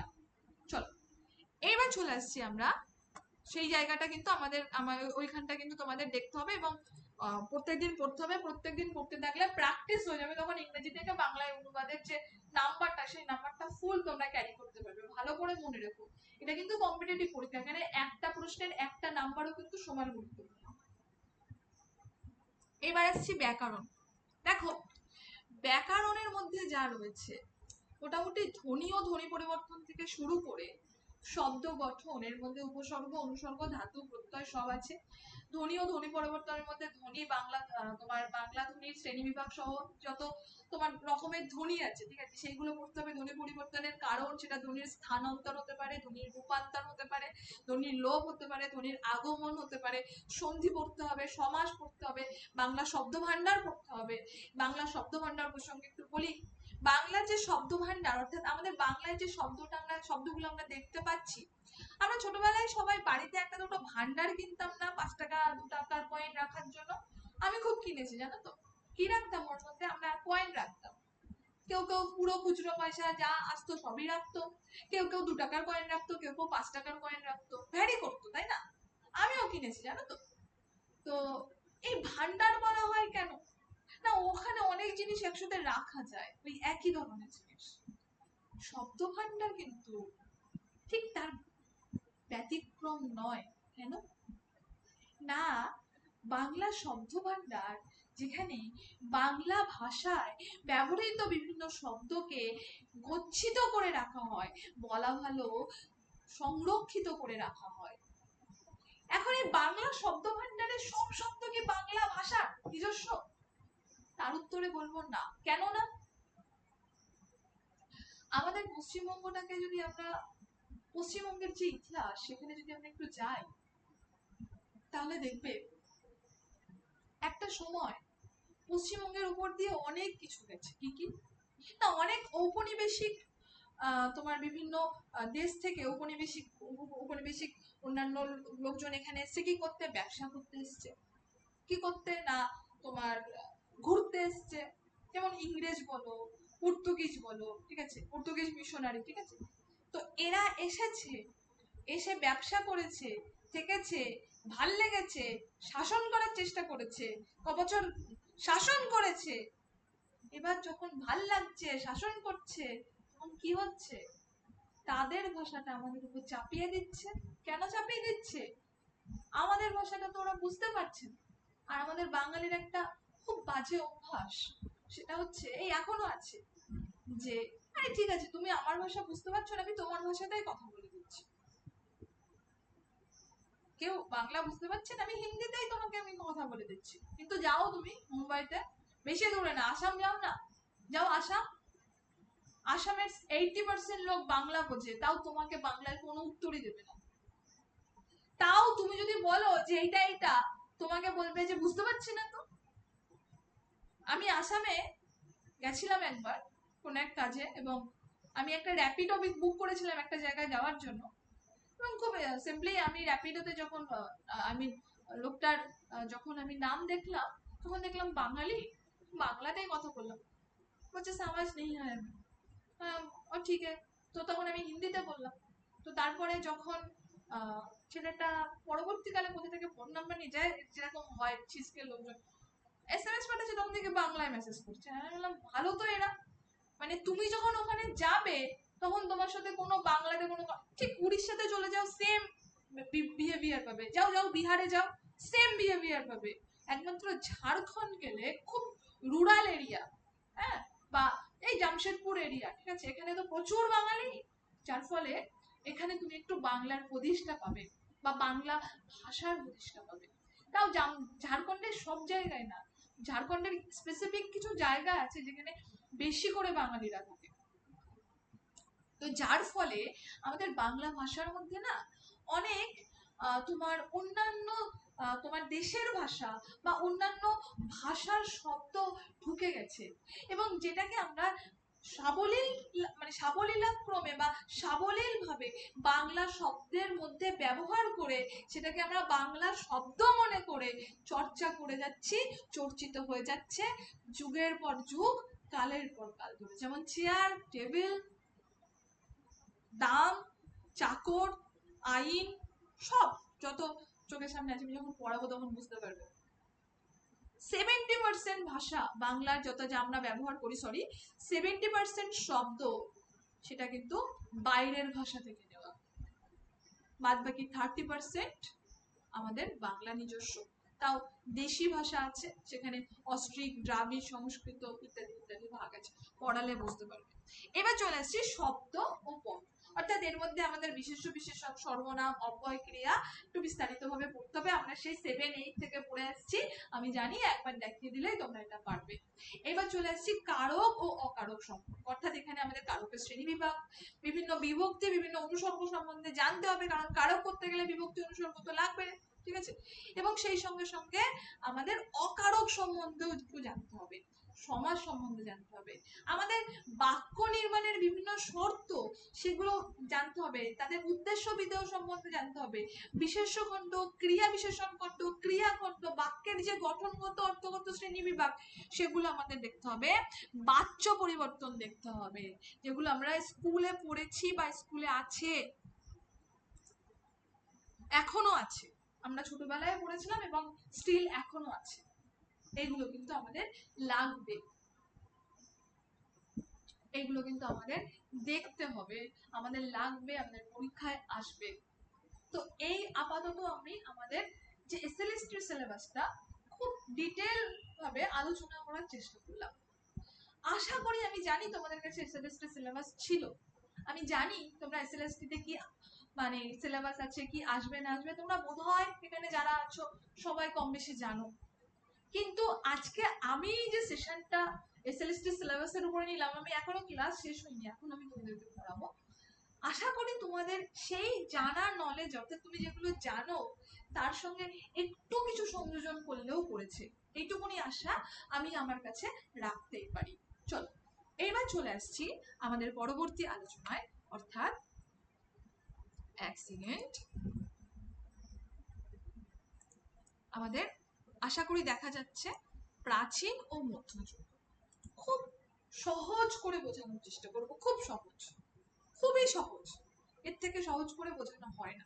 জাস্ট আমি আজকের ক্লাসের জন্য খুব সিম্পলিফিকেশনের মধ্য দিয়ে আমি তোমাদেরকে বিষয়টা একটু দেখাবো, এবং এরপরে আমি তোমাদের কিছু কোয়েশ্চেন অ্যান্সার করবো, খুব সহজ প্রশ্নই রেখেছি, তোমরা একটু মেসেজ বক্সে কোয়েশ্চেনের উত্তর দেবে বা কোয়েশ্চেন কেমন হতে পারে সে সম্বন্ধে একটু ধারণা। চলো, আমাদের আজকের বিষয় আধুনিক যুগ নয়, শুধুমাত্র প্রাচীন যুগ ও মধ্যযুগ। প্রাচীন মধ্যযুগের ইন ডিটেলসে যাবো, অর্থাৎ ইন ডেপথে আমরা ঢুকবো না, খুব ডিপে আমরা ঢুকবো না, তাহলে আমরা কি করব না, আমরা খুব বেসিক কিছু নলেজ এখান থেকে নেব।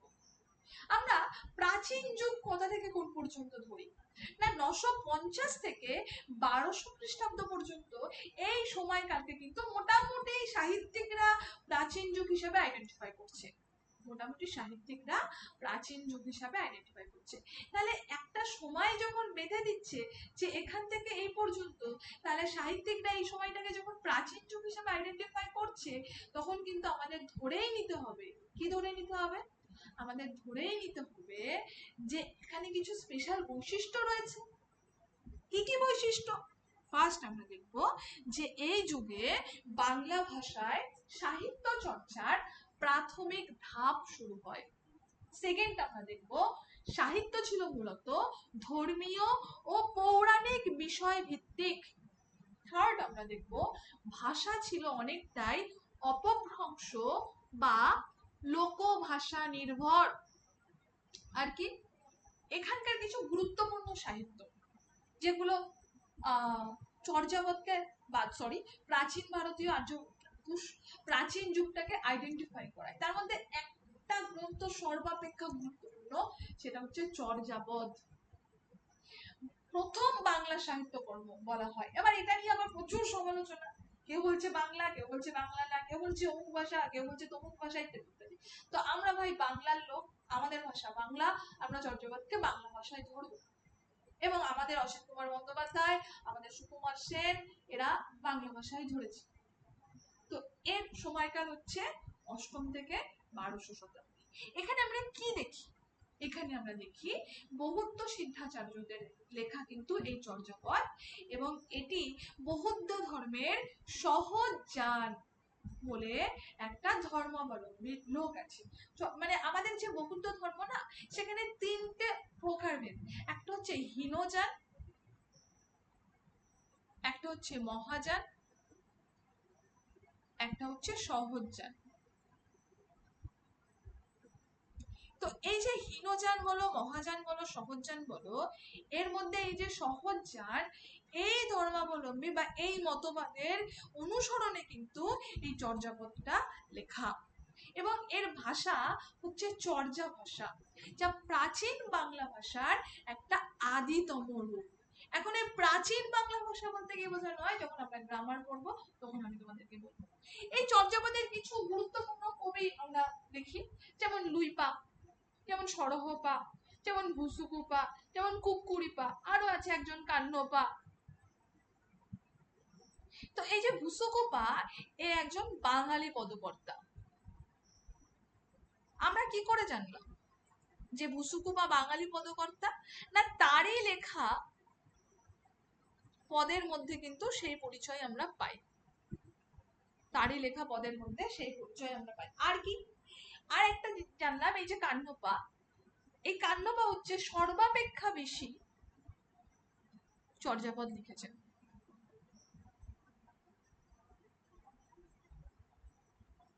চল, তাহলে এবার চলে আসছি, তাহলে আমাদের প্রাচীন যুগটা মোটামুটি আমরা কভার আপ করলাম।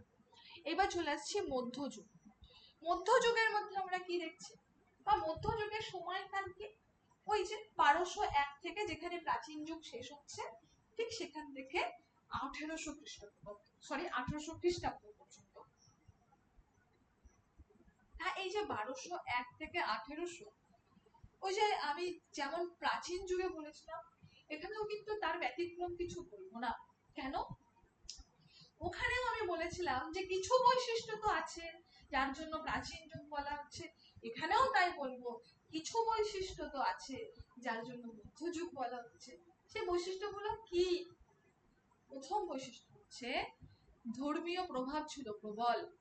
যেমন হিন্দু, মুসলিম উভয় ধর্মীয় ধারার প্রভাব কিন্তু এই মধ্যযুগে ছিল।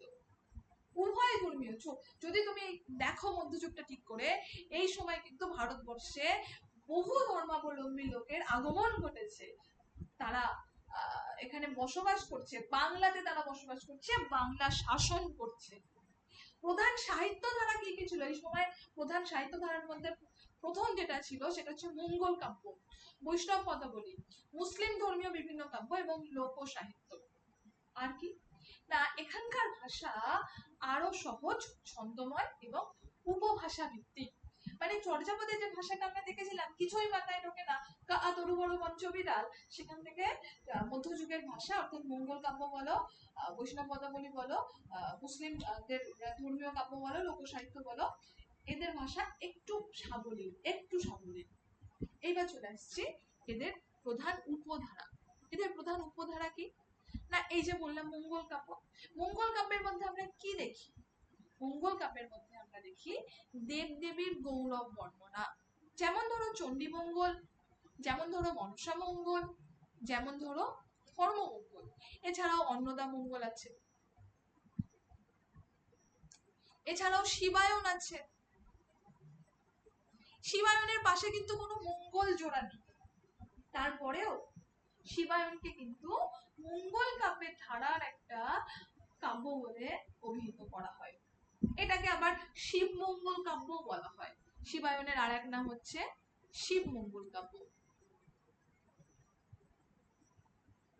শিব, এখানকার বিখ্যাত কবি কারা, লেখক কারা, কারা এইসব সৃষ্টি করেছে? মুকুন্দরাম চক্রবর্তী, কেতকা দাস প্রেমানন্দ, অন্নদা মঙ্গলে ভারতচন্দ্র। ঠিক আছে, কার অনুপ্রেরণায় ভারতচন্দ্র অন্নদা মঙ্গল রচনা করেছে? না, আমাদের কৃষ্ণনগরের রাজা কৃষ্ণচন্দ্রের অনুপ্রেরণা। এবার চলে আসছি বৈষ্ণব পদাবলী। একটুখানি আগে আমি তোমাদের বলেছি বৈষ্ণব পদাবলী সম্বন্ধে। বৈষ্ণব পদাবলী মোটামুটি রাধা কৃষ্ণের যে প্রেম কাহিনী, সেখানে দুঃখ আছে অর্থাৎ মাথুর আছে, সেখানে পূর্বরাগ আছে, সেখানে অনুরাগ আছে, সব কিছু আছে। এই রাধা কৃষ্ণের প্রেম কাহিনীকে কেন্দ্র করেই কিন্তু বৈষ্ণব পদাবলী রচিত হয়েছে। এবং বিদ্যাপতি মৈথিলি ভাষায় বৈষ্ণব পদ রচনা করেছেন, চণ্ডীদাস, গোবিন্দ দাস, জ্ঞানদাস এরা বাংলা ভাষায় বৈষ্ণব পদ রচনা করেছেন। কিন্তু প্রত্যেকের বৈষ্ণব পদের মধ্যে কিন্তু স্পেসিফিক আলাদা আলাদা বিশেষত্ব আছে। কেউ মাথুর পর্যায়ের শ্রেষ্ঠ কবি, কেউ পূর্বরাগ পর্যায়ের শ্রেষ্ঠ কবি, কেউ অনুরাগ পর্যায়ের শ্রেষ্ঠ কবি, কেউ অভিসার পর্যায়ের শ্রেষ্ঠ কবি। পিরিতি কচুরি পানা কুটি কুটি করে, ঠিক আছে, বিখ্যাত এক বৈষ্ণব পদবলীর পদ। চলো এবার চলে আসছে মুসলিমদের কবিদের সাহিত্য। তো এই মুসলিম কবিদের সাহিত্যের মধ্যে আমরা যেটা দেখব যে আরবি ফার্সি প্রভাবযুক্ত কিন্তু বাংলা ভাষায় লেখা এক সাহিত্যকর্ম হচ্ছে মুসলিম কবিদের সাহিত্য। এখানে বিষয়ের মধ্যে ছিল ধর্ম, এখানে বিষয়ের মধ্যে ছিল প্রেম, এবং এখানে বিষয়ের মধ্যে ছিল উপদেশ। তোমার কি করা উচিত, তোমার কি করা উচিত না, এই উপদেশের মধ্যে আমি যদি একটুখানি এডুকেশনে ঢুকতে যাই, কারণ তোমরা তো সবাই টিচার হবে, সেই জন্য এসএলএসটি পড়তে এসেছো, এর মধ্যে আমরা চলে আসছি মোরাল ডেভেলপমেন্ট।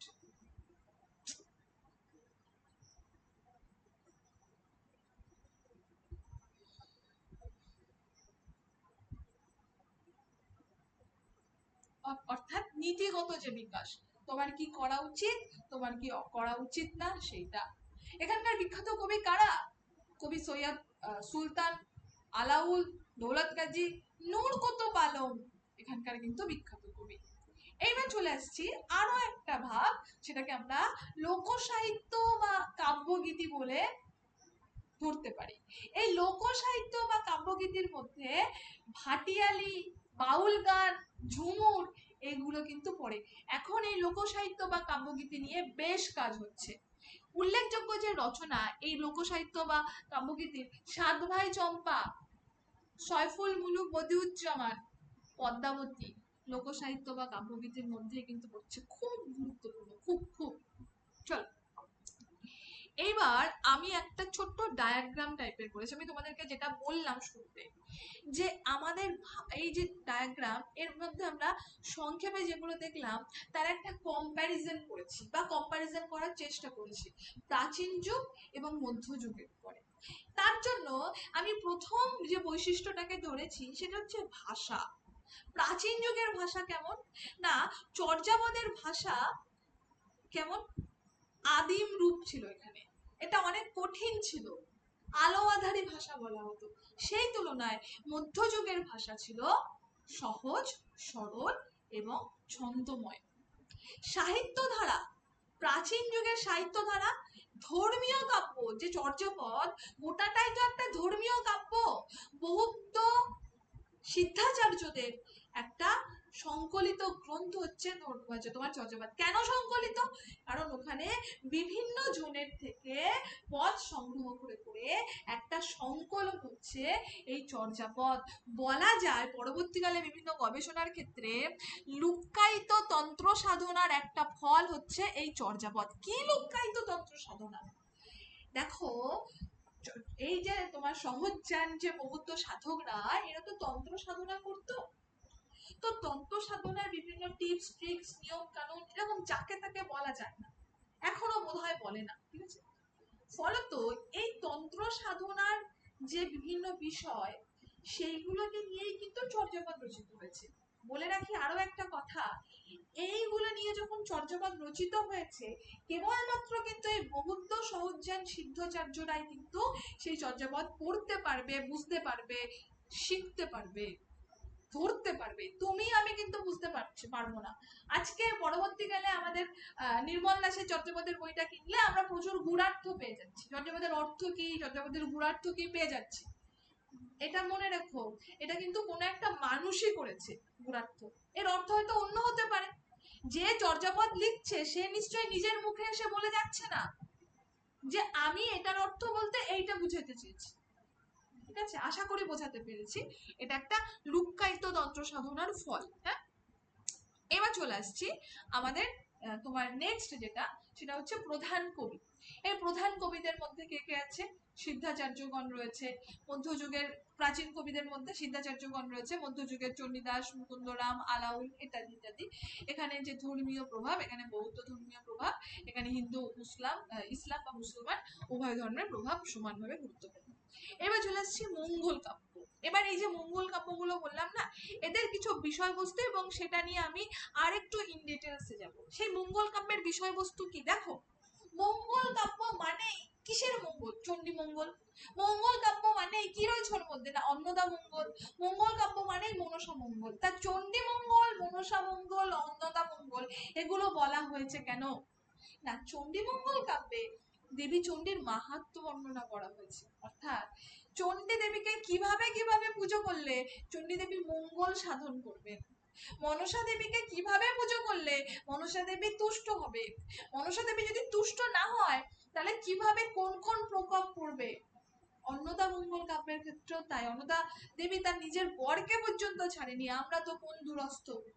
তাই সব দেবদেবীকে কিভাবে তুষ্ট করা যায়, তাদের তুষ্ট করে তাদের থেকে কিভাবে আমাদের মঙ্গল সাধন হয়, বা এই যে ধর্ম প্রচারের একটা তোমার কি বলবো একটা ওয়ে বা একটা রাস্তা কিন্তু ছিল এইসব সাহিত্য রচনা।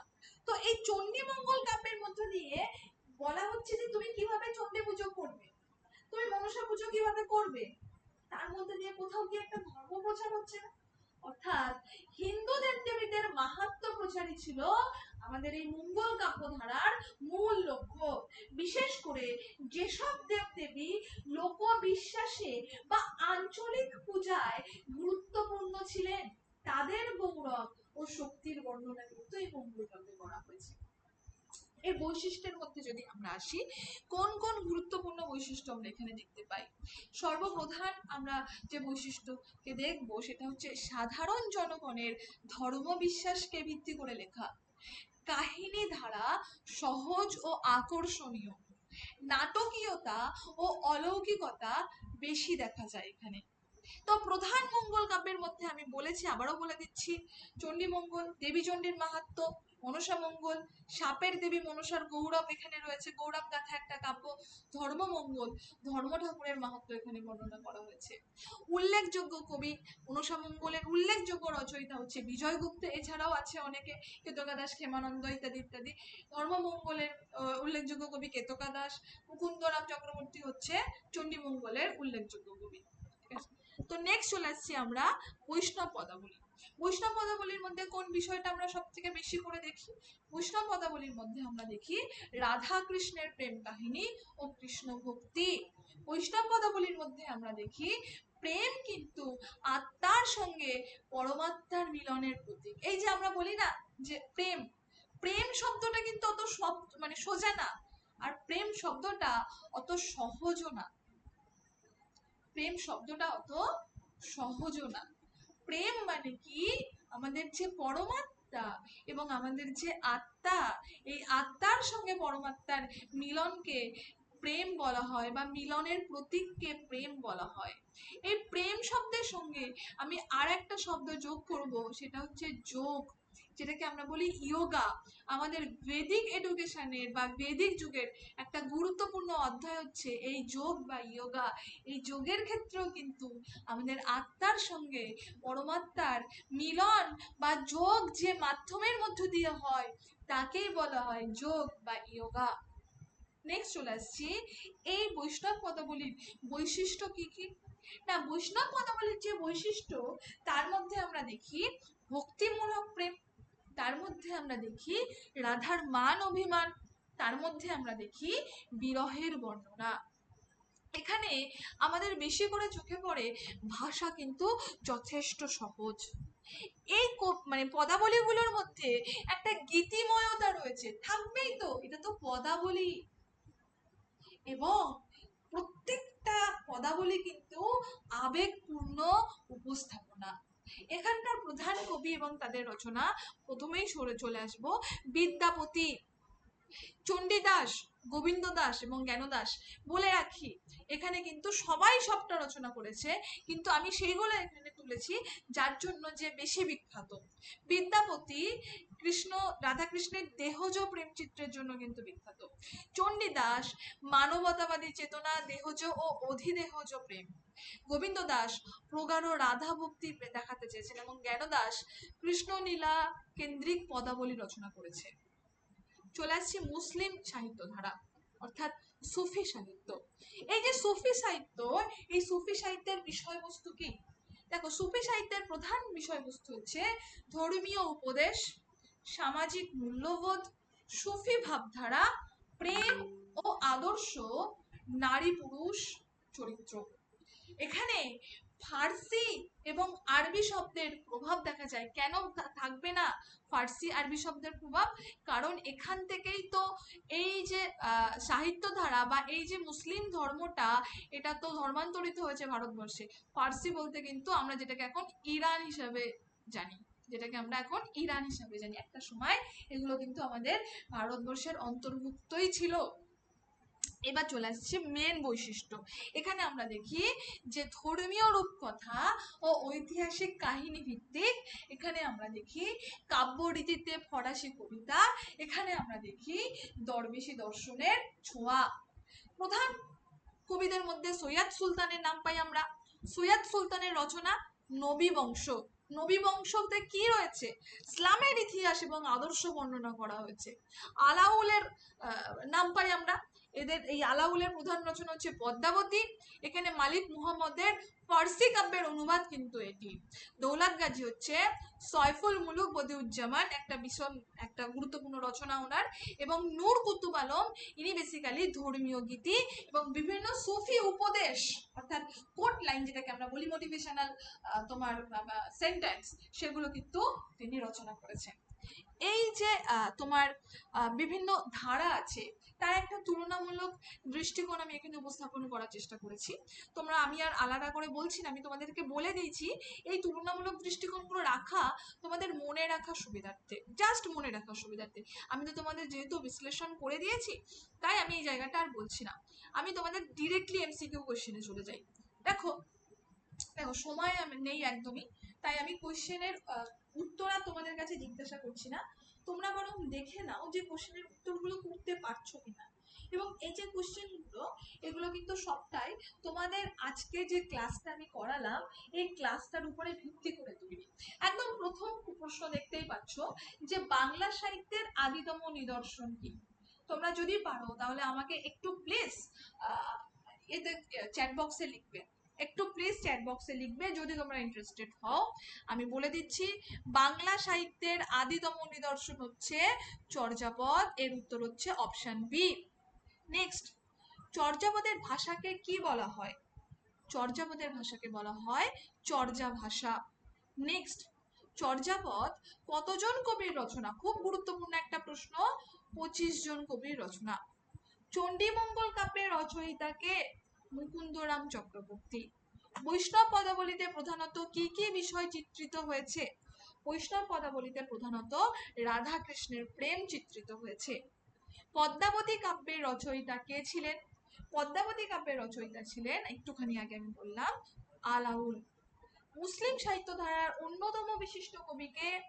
মুসলিম সাহিত্য ধারার অন্যতম বিশিষ্ট কবি হচ্ছে কি না, আরবি ফার্সি শব্দ প্রয়োগ। আর কি, নিচের কোন কবি বৈষ্ণব পদাবলীর সঙ্গে যুক্ত? খুব গুরুত্বপূর্ণ, বিদ্যাপতি। প্রত্যেকের নাম কিন্তু তোমরা আজকে পেয়েছো এবং তোমরা জানো কেতকাদাস ক্ষেমানন্দ কার সঙ্গে যুক্ত, তোমরা জানো সৈয়দ সুলতান কার সাথে যুক্ত, তোমরা জানো নূর কুতুব আলম কার সাথে যুক্ত। এবার চলে আসছি মধ্যযুগের বাংলা সাহিত্যে প্রধান ধর্মীয় প্রভাব কোন দুটি? মধ্যযুগের বাংলা সাহিত্যে হিন্দু এবং ইসলাম। মনসামঙ্গল কাব্যের রচয়িতাকে সবাই জানো, বিজয়গুপ্ত। তো এই হচ্ছে আজকে আমাদের মোটামুটি যা দেখলাম, ঠিক আছে, সেইগুলো তোমাদের সামনে তুলে ধরার চেষ্টা করলাম। এইবার আমরা আর একটা জায়গায় যাব। এই যে ক্লাসটা আমি তোমাদেরকে করালাম, খুব সংক্ষিপ্ত আকারে করানোর চেষ্টা করলাম, খুবই সংক্ষিপ্ত। এমন নয় বোধহয় যারা বোর হয়েছো তারা চলে গেছো, ঠিক আছে, তাদের বিষয় আলাদা। যারা বোর হওনি বোধহয় এখনো তোমরা রয়েছো, এবং তোমার সেটা আমি আশা করব তোমরা শেষ পর্যন্ত থাকবে। এই যে ডায়াগ্রামটা আমি তোমাদের সামনে এনেছি, এই ডায়াগ্রামের মধ্যে তোমরা কি করে চার্ট বানাবে, সেটা তুমি মাস্টারজিতে ভর্তি হও আর না হও, কি করে বাংলা সাহিত্যের ইতিহাস মনে রাখবে সেটা একটু দিয়েছি। দেখো, বাংলা সাহিত্যের প্রাচীন ও মধ্যযুগ দেখতে পাচ্ছ আশা করি। তো এই যে বাংলা সাহিত্যের প্রাচীন ও মধ্যযুগ, এর যুগ বিভাগ মানে বিভাগটা কিন্তু এখানে দেওয়া রয়েছে, অর্থাৎ যুগ বিভাগটা কিন্তু আমি এখানে করে দিয়েছি। দেখো, প্রাচীন যুগ বলতে 1950 থেকে 1200, মধ্যযুগ বলতে ঠিক তারপর এক বছর পর 1201 থেকে কত না 1800 পর্যন্ত। চলো সময়কাল দেখে নিলাম, এবার চলে আসছি প্রাচীন যুগে। দেখো কেমন করে ডায়াগ্রামটা করেছি, তোমরা খাতাতে এমন ভাবে করবে। সময়কাল, পুরো সময়কাল দিয়েছি 950 থেকে 1200। এখানকার প্রধান সাহিত্যিক নিদর্শন দিয়েছি চর্যাপদ। এরম করে তোমাদেরকে আমি জাস্ট দেখিয়ে দিচ্ছি, এরম করে তোমরা নিজেদের মতন অন্য কোনো বিষয়ে অ্যাপ্লাই করতে পারবে। এখানকার ভাষা কি? ভাষা হচ্ছে চর্যা, যেটা অপভ্রংশ বা আলো আধারী ভাষাও বলা যেতে পারে। মূল ধর্মীয় প্রভাব কি না বৌদ্ধ সহজাত। প্রধান কবিদের মধ্যে আসছে লুইপা, সরহপা, বুসুকুপা, কুকুরিপা এরা। চলো নেক্সট চলে আসছি মধ্যযুগ। মধ্যযুগ বলতে সেই একটা কথা আরো একবার বলবো, 1201 থেকে 1800 খ্রিস্টাব্দ পর্যন্ত তিনটি প্রধান ধারা এখানে দেখা যায়: মঙ্গল কাব্য, বৈষ্ণব পদাবলী এবং মুসলিম সাহিত্য ধারা। বলে রাখি আরো একটা কথা, এই যে মঙ্গল কাব্য, এই মঙ্গল কাব্য নিয়ে আমি আরো একটা ডায়াগ্রাম, দেখো এখানে আমি অ্যারো চিহ্ন পর্যন্ত দিয়ে দিয়েছি। অর্থাৎ শুরু হচ্ছে দেবদেবীর মাহাত্ম্য বর্ণনা দিয়ে। এখানে আমরা আর কি দেখি? নাটকীয়তা এবং অলৌকিকতা দেখি। এখানে আমরা আর কি দেখি? প্রধান কাব্য, তার মধ্যে চণ্ডীমঙ্গল, তার মধ্যে মনসা মঙ্গল, তার মধ্যে ধর্মমঙ্গল দেখছি। এছাড়া এখানকার কবিদের বলতে বিজয়গুপ্ত, মুকুন্দরাম, কেতকা দাস, কেমানন্দ, এরম করে যদি আমরা চার্ট করতে পারি বোধহয় আমরা কোনো কিছু ভুলবো না। নেক্সট চলে আসছি বৈষ্ণব পদাবলীর ক্ষেত্রে, সেম চার্ট, শুধু কালার আলাদা। এখানে আমরা কি দেখি? রাধা কৃষ্ণের প্রেম দেখছি। এখানে আমরা দেখছি প্রেম মানে কি? আত্মা এবং পরমাত্মার মিলন। এখানে আমরা দেখছি, এখানে যে বিভিন্ন কবিদের নাম পাচ্ছি, বিদ্যাপতির নাম পাচ্ছি, চণ্ডীদাসের নাম পাচ্ছি, গোবিন্দ দাসের নাম পাচ্ছি এবং জ্ঞানদাসের নাম পাচ্ছি। এদের ভাষা সহজ এবং গতিময় এবং সরল। এইবার চলে আসছি কোথায় না মুসলিম সাহিত্য ধারা। অর্থাৎ এই যে মুসলিম সাহিত্য ধারাতে আমরা চারটে পয়েন্ট পাচ্ছি। চারটে পয়েন্ট, কি কি চারটে পয়েন্ট? ফার্স্ট, ইসলাম ও সুফিবাদ প্রভাবিত একটা সাহিত্য হচ্ছে এই মুসলিম সাহিত্য ধারা। সেকেন্ড, ভাষায় আরবি ফার্সি শব্দ এখানে ব্যবহার করা হতো। থার্ড, কবি সৈয়দ সুলতান আলাউল, তারপরে হচ্ছে তোমার দৌলত কাজী নূর কুতুব আলম এখানকার বিখ্যাত কবি। রচনা হচ্ছে নবী বংশ, পদ্মাবতী, সয়ফুল মুলুক। নেক্সট চলে আসছি আমরা একটা তুলনামূলক চিত্র। কিসের তুলনামূলক চিত্র? দেখো, মঙ্গল কাব্য, এখানে কি করা হয়েছে না এখানে হিন্দু ও অলৌকিকতা এবং নাটকীয়তা দেখানো হচ্ছে, মনে থাকবে। বৈষ্ণব পদাবলী, এখানে কি দেখানো হয়েছে? রাধাকৃষ্ণের প্রেম দেখানো হয়েছে, মনে থাকবে। মুসলিম সাহিত্য, এখানে কি দেখানো হয়েছে? সুফিবাদ ও ধর্মীয় ঐতিহাসিক কাহিনী দেখানো হয়েছে, আশা করি মনে থাকবে। এছাড়া আমরা নেক্সট চলে আসছি, আমরা আর নেই, সরি, ধন্যবাদ, ঠিক আছে। আমার আজকের যে বিষয়টা, অর্থাৎ আমি তোমাদের আশা করি বোঝাতে পেরেছি যে কিভাবে আমরা এসএলএসটিটা করব, বা তোমরা যদি পেইড ব্যাচে আসো কিভাবে আগামী দিনের প্ল্যানিংটা আমরা করব। তো যদি তোমাদের কিছু বলার থাকে বা কোনো প্রশ্ন থাকে আমাকে প্রশ্ন করতে পারো। যদি কোনো কনফিউশন থাকে তোমরা একটু লিখে আমাকে প্রশ্ন করো।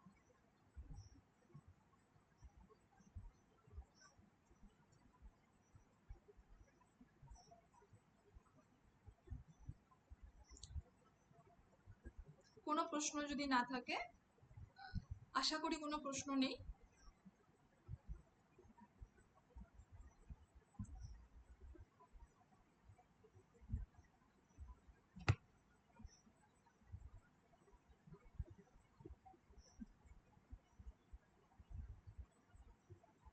কোনো প্রশ্ন থাকলে একটু চ্যাট বক্সে লিখবে, আদারওয়াইজ যদি প্রশ্ন না থাকে তাহলে আমাকে একটু চ্যাট বক্সে লিখবে যে কোনো প্রশ্ন নেই। কারণ দেখো আমাদের তো